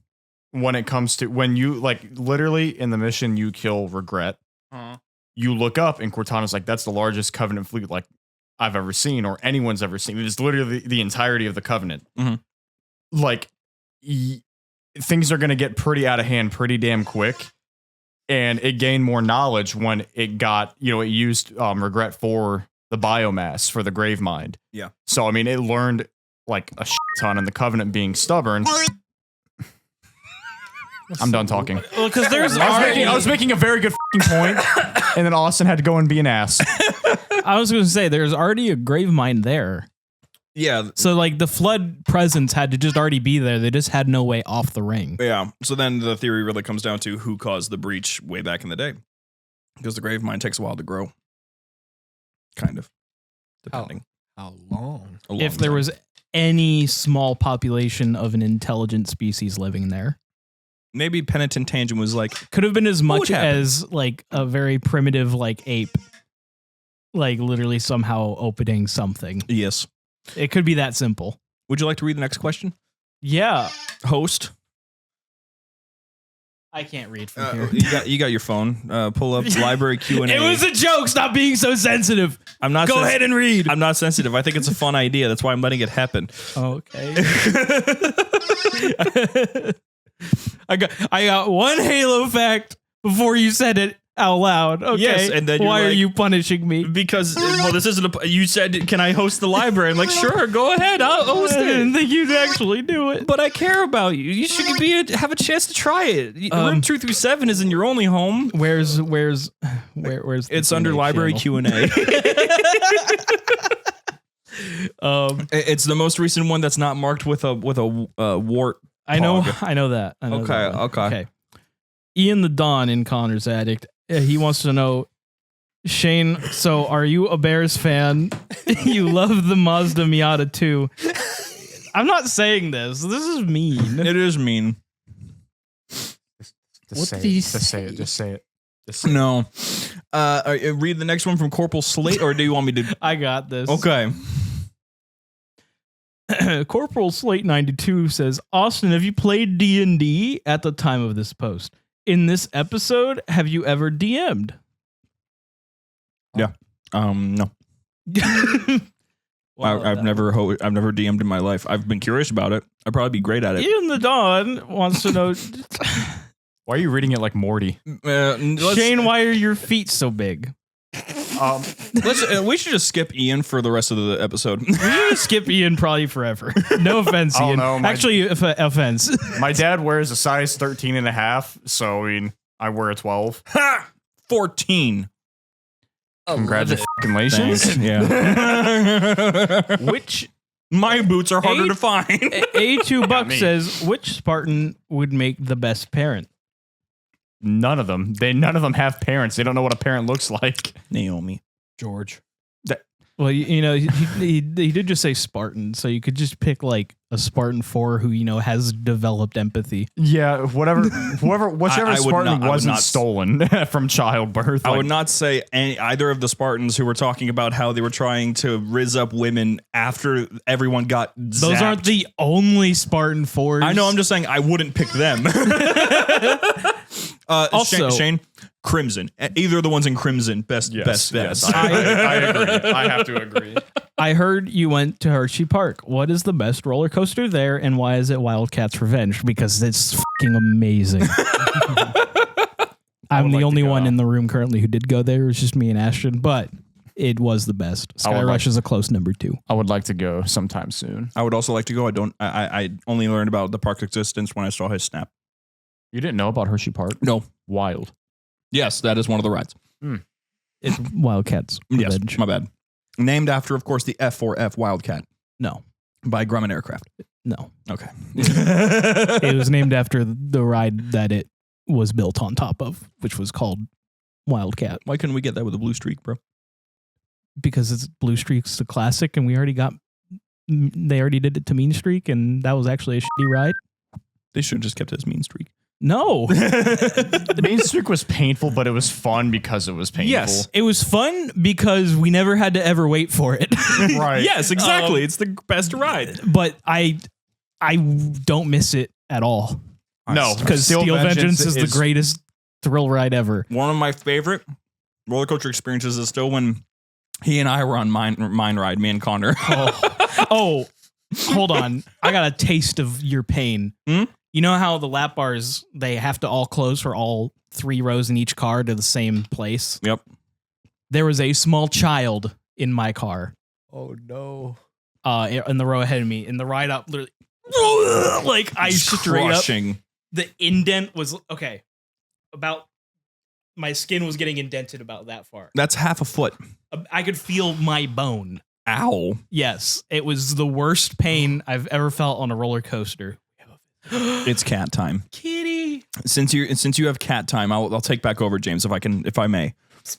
Okay, yes. Corporal Slate 92 asks, Shane, James, Austin, gonna do Connor with a brute theme. Who's your favorite brute who's not Tartarus or a main character in any game such as Atriox? Connor, you can answer I just expect you to answer with all of them. Yeah.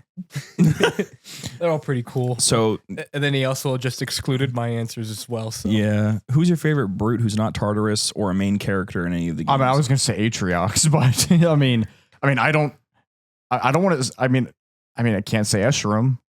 No, he's a main character. Yeah. I don't know. I don't know who's the one leader of the Keepers of the One Freedom? That's their name, right? Keepers of One Freedom. Yeah. That guy. Man, what is his name? It's something very simple, to be honest. I forgot, but I liked him. Well, I'm saying Maccabeus. I still think he's one of my favorite chieftains of all I don't time. know too many like brutes outside of me. I'm Shane, say Valius. Valius. Oh. He listens to Tarkov a Halo story. I mean, I was gonna go there. I was gonna go try to go down like the boss fights in Halo Infinite, but sure, I'll do that. I'll plug that. I mean, being real, the first guy you run into, who of course I can't remember the name of, Hyperius. Yeah, he's just funny. I was gonna say Hyperius, but I really like Bassus. Bassus is fun. He scares the shit out of me. He sounds like he's just deranged. He is. The funniest part in that campaign is when Chief gets like body slammed and thrown across the room, And Cortana's like, Chief, and he's like, I see him. I see him. It's like, great. I would hope so. I would hope so. Next question is from Axe Blaster. Of the questions you've answered today, which one was the worst? I guess any of them related to Shane because they weren't really questions. No, I know. I want to know what they said about me that you guys wouldn't read. Nah. Wish I was Council of Patreon names. I've already clarified this from last week. Just listen to that. Have any of you ever dabbled in the Nintendo Switch realm space of Doom?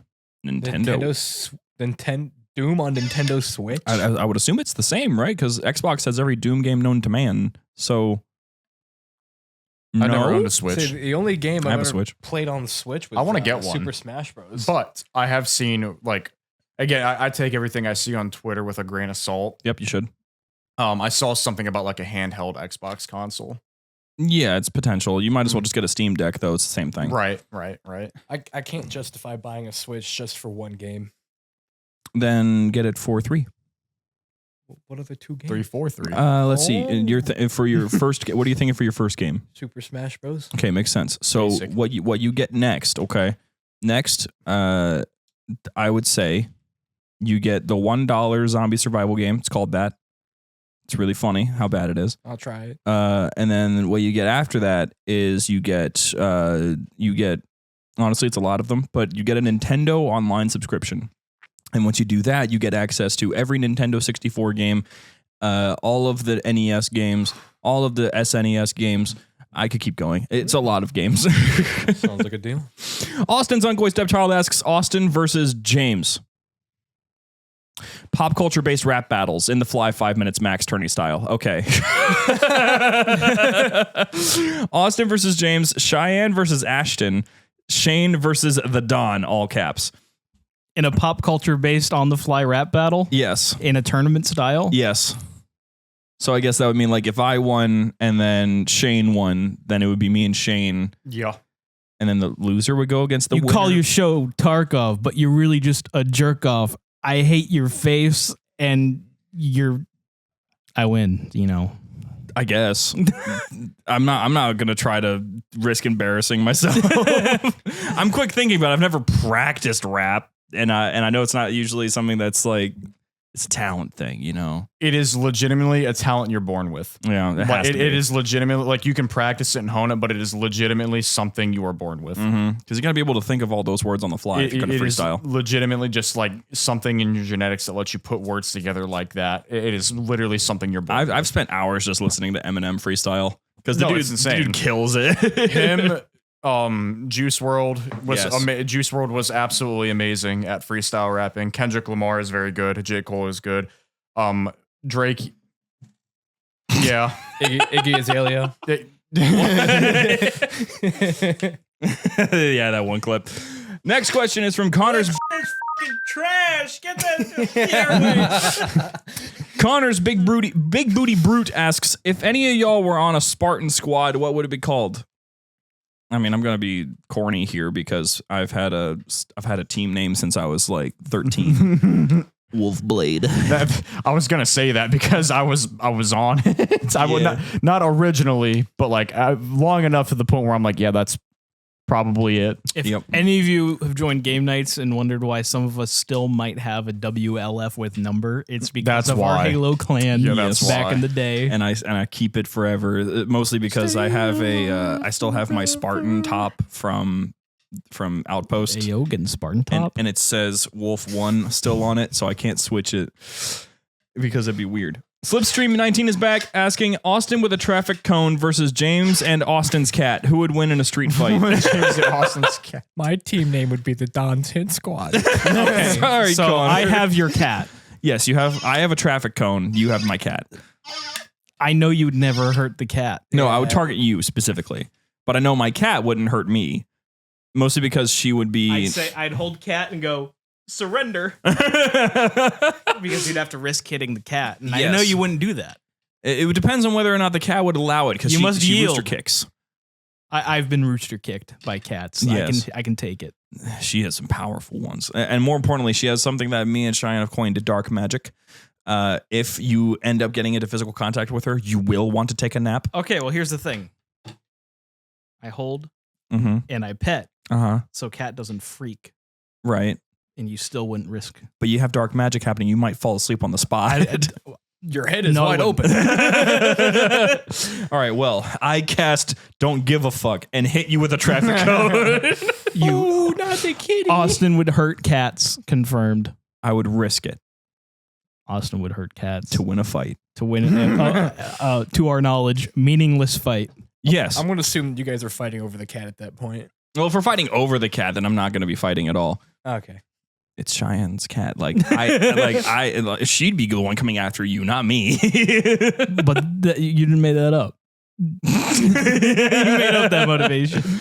Corporal Slate 92 asks, who is your favorite in-universe grunt and favorite elite from Halo who isn't Artas or Thel? Man. Favorite elite in Halo that's not Artas or Thel. Favorite grunt is Yap Yap, by the way. Yap. I was gonna say Yap. It's It's universal. It's Yap. Yes. I like Cup. Cup is funny. Light post. Gonna go look for snacks. Let me think about Elite. Elite's a tough one. Stop making a big deal, Cup. It's gonna work out, Cup. Stop making a fuss, Cup. No one ever listens to me. Ooh. My Elite. Welcome to my tower, Master Chief. Oh no. Oh my God. Are we? Oh no. What was his name? Oh my God. Chacklock? Yeah, it was Chacklock. Yeah, it was Chacklock. My brain was saying chat. Wait, I'm thinking of Tank Master Rock when I get when I get hesitant on that. I wasn't in that tank. I mean, it's probably in that tank. it's probably either Yega or weird pick Gouda guy from Shadows of Reach. It's not even a weird pick. That's just real. I love that man. Chacklock has aura. I'm going to be going after Zukazama me personally because I love how this man made it his personal vendetta to personally off the chief and then completely flubbed it. Yeah. Is that the one that was following him all through CE? Yes. If I could describe Gouda guy, he's like if you combined an elite with like Obi-Wan Kenobi. Yeah. He just wears robes. He used to be a silent shadow, but now he just follows around Atriox and he's like, mind your anger, Atriox. and my favorite moments in those books are, especially in Shadows of Reach, where when they're analyzing this character, is like, despite him having robes, he had a feeling that he would lose this fight, sort of thing going on. Just to paraphrase. He just had a feeling that he would get absolutely bodied by this old man in robes. Who's the elite from Halo Legends, the duel? You're talking the Arbiter, but I don't remember his name. It's Fall Shavami. Yes, I like him because it is canon. He fought that army. Yes, he is badass. I was going to say the same thing, but same description. Fall Shavami. Yes. Fall Shavami. All right. Next question. What is in Connor's attic? I want to move in, but I don't know what to bring. Toothbrushes, toilet paper, etc. Do you even have an attic? Do you have an attic?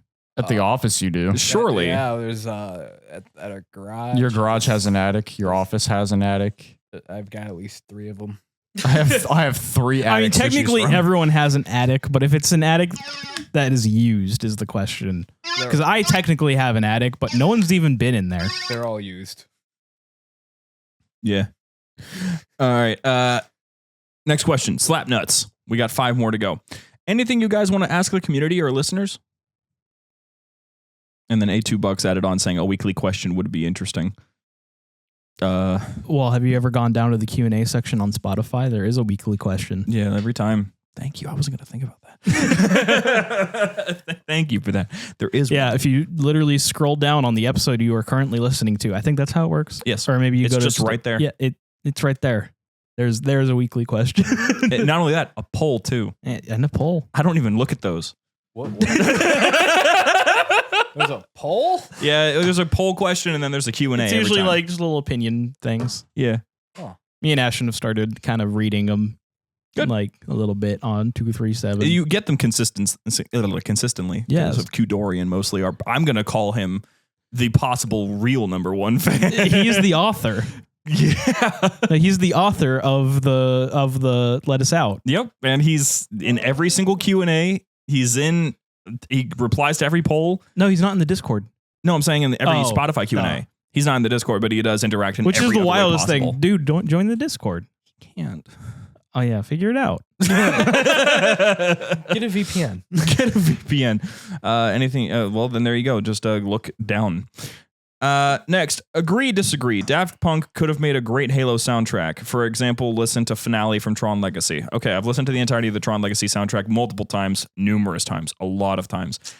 I'm gonna call no. I don't think it's their style. No. They could probably make cool like Forerunner-y tracks. Or maybe like really like fast-paced like in combat music. But the thing is, no, they're not. Here's the thing: they're not too fast paced. You can't underestimate the flexibility of an artist. No, you can't. But you shouldn't flex them outside of their specialty, outside of what they're good at. And for them, that's French house and techno. And Tron is those things. I'm gonna listen to whatever they say. They listen to Daft Punk regularly. Yeah. I don't. So I mean, me neither. I'm just still saying, like, I would hear them out. Talent does not just fit in one box. There's a possibility they could make a really good Halo soundtrack. It doesn't, but think about it. Think about it. Like, have you listened to Hans Zimmer outside of all the films and Hans Zimmer is a shill. Okay, but that's besides the point. He hardly writes his own music. Okay, but that's besides the point. Anytime that he features on a track, you know it's him because his flair is the exact same every time. I might have just slandered, so I don't know if any of that's true. I just heard that from someone else. But that's the thing is that it's like, let's say one of my favorite artists, Virtual Riot. Anytime he hops onto a song, you know it's him because he does what he does. I think it's the same thing for something like Daft Punk. Yeah, you could ask them, hey, make a Halo soundtrack like Marty O'Donnell. They might say yes, but they'll also say, never done that before.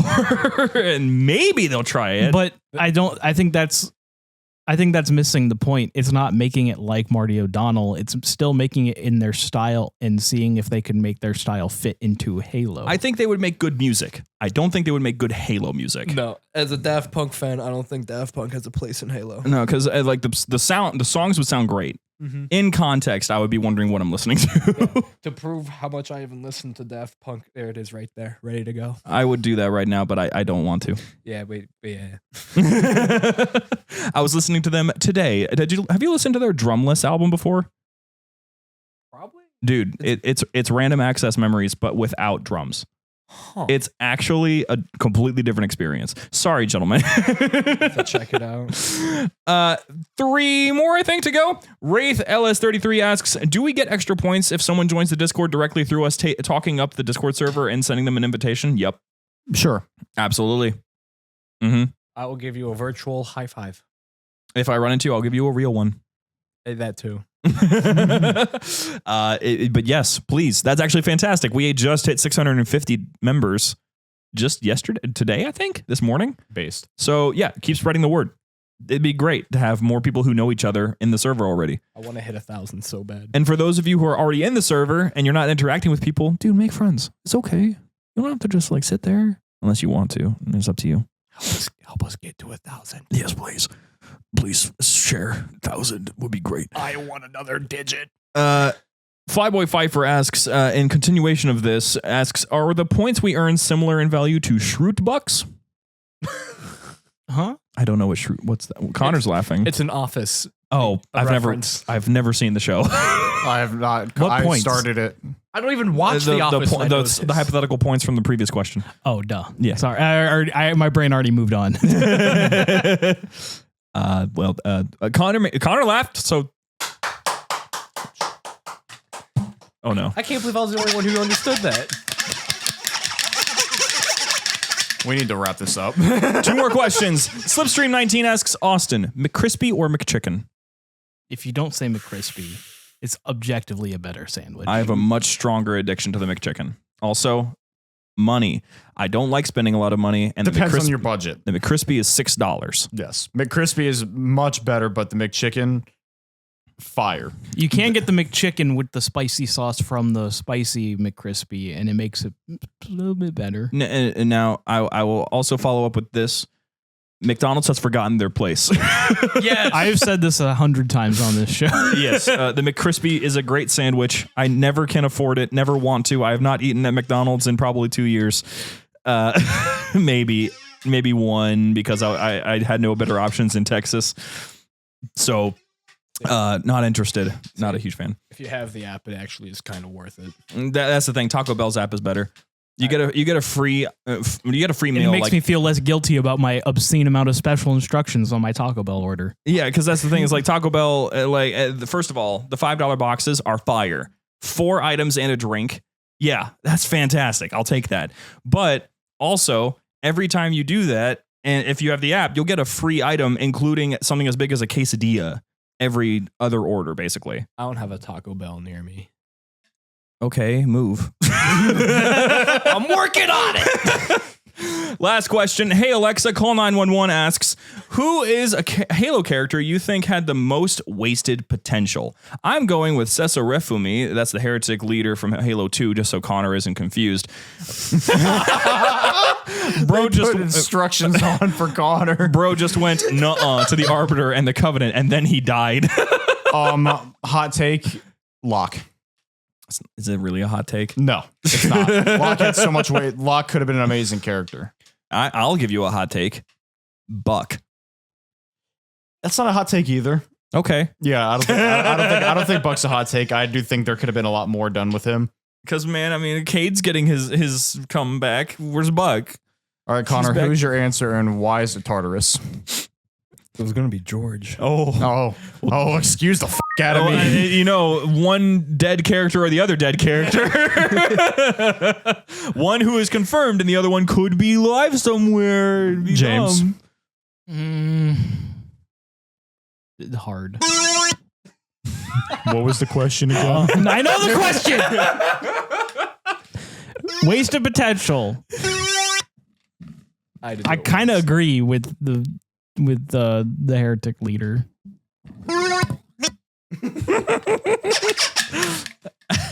Yeah, I would say I can understand it entirely because I do find it. I mean, I get it. The terminal did help in explaining why he didn't try, but it did feel like in Halo Dubs where he's like, enough talking, let's shoot each other. Like the terminal's mate is what makes me think that would have been like he just seems like a cool character to explore and not just die immediately. Yeah, pretty much. Because I get it. Like it does a good job because he's just like, he's an arbiter.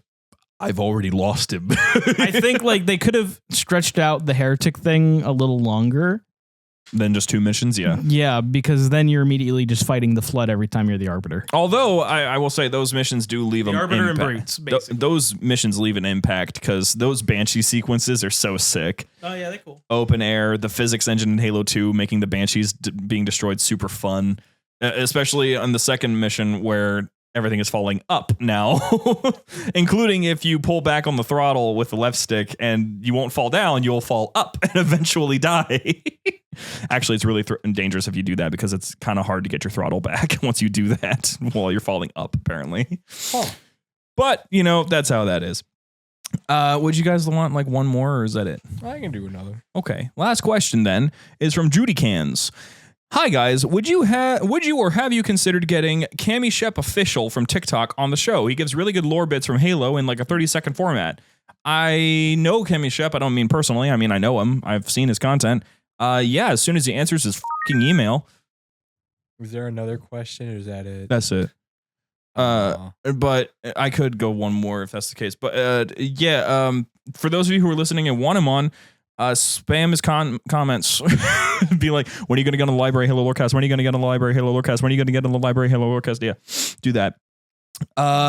And lastly, Bofadis asks, do you think we will interact directly with offensive bias in the next game, or will his actions role be similar to that of the Mendicant bias in Halo 3? No, because we don't get anything cool.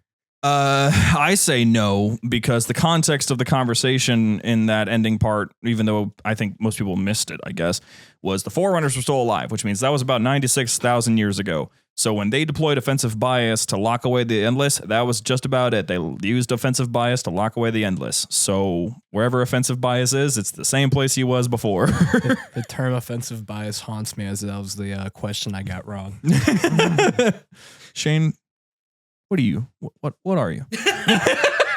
Who are you? What do you think? Offensive bias.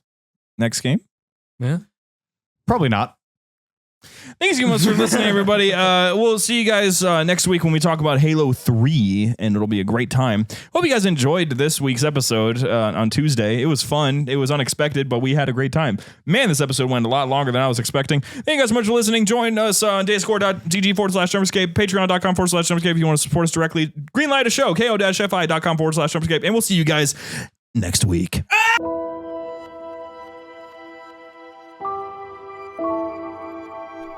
Library was produced and published by JumperScape Audio. Funding was provided by our fantastic patrons on Patreon. If you enjoy the show and wish to support JumperScape's future projects or get some sweet benefits, join our Patreon at patreon.com/JumperScape or become part of this truly special community at discord.gg/JumperScape. Thank you for your listenership, and we hope you enjoyed.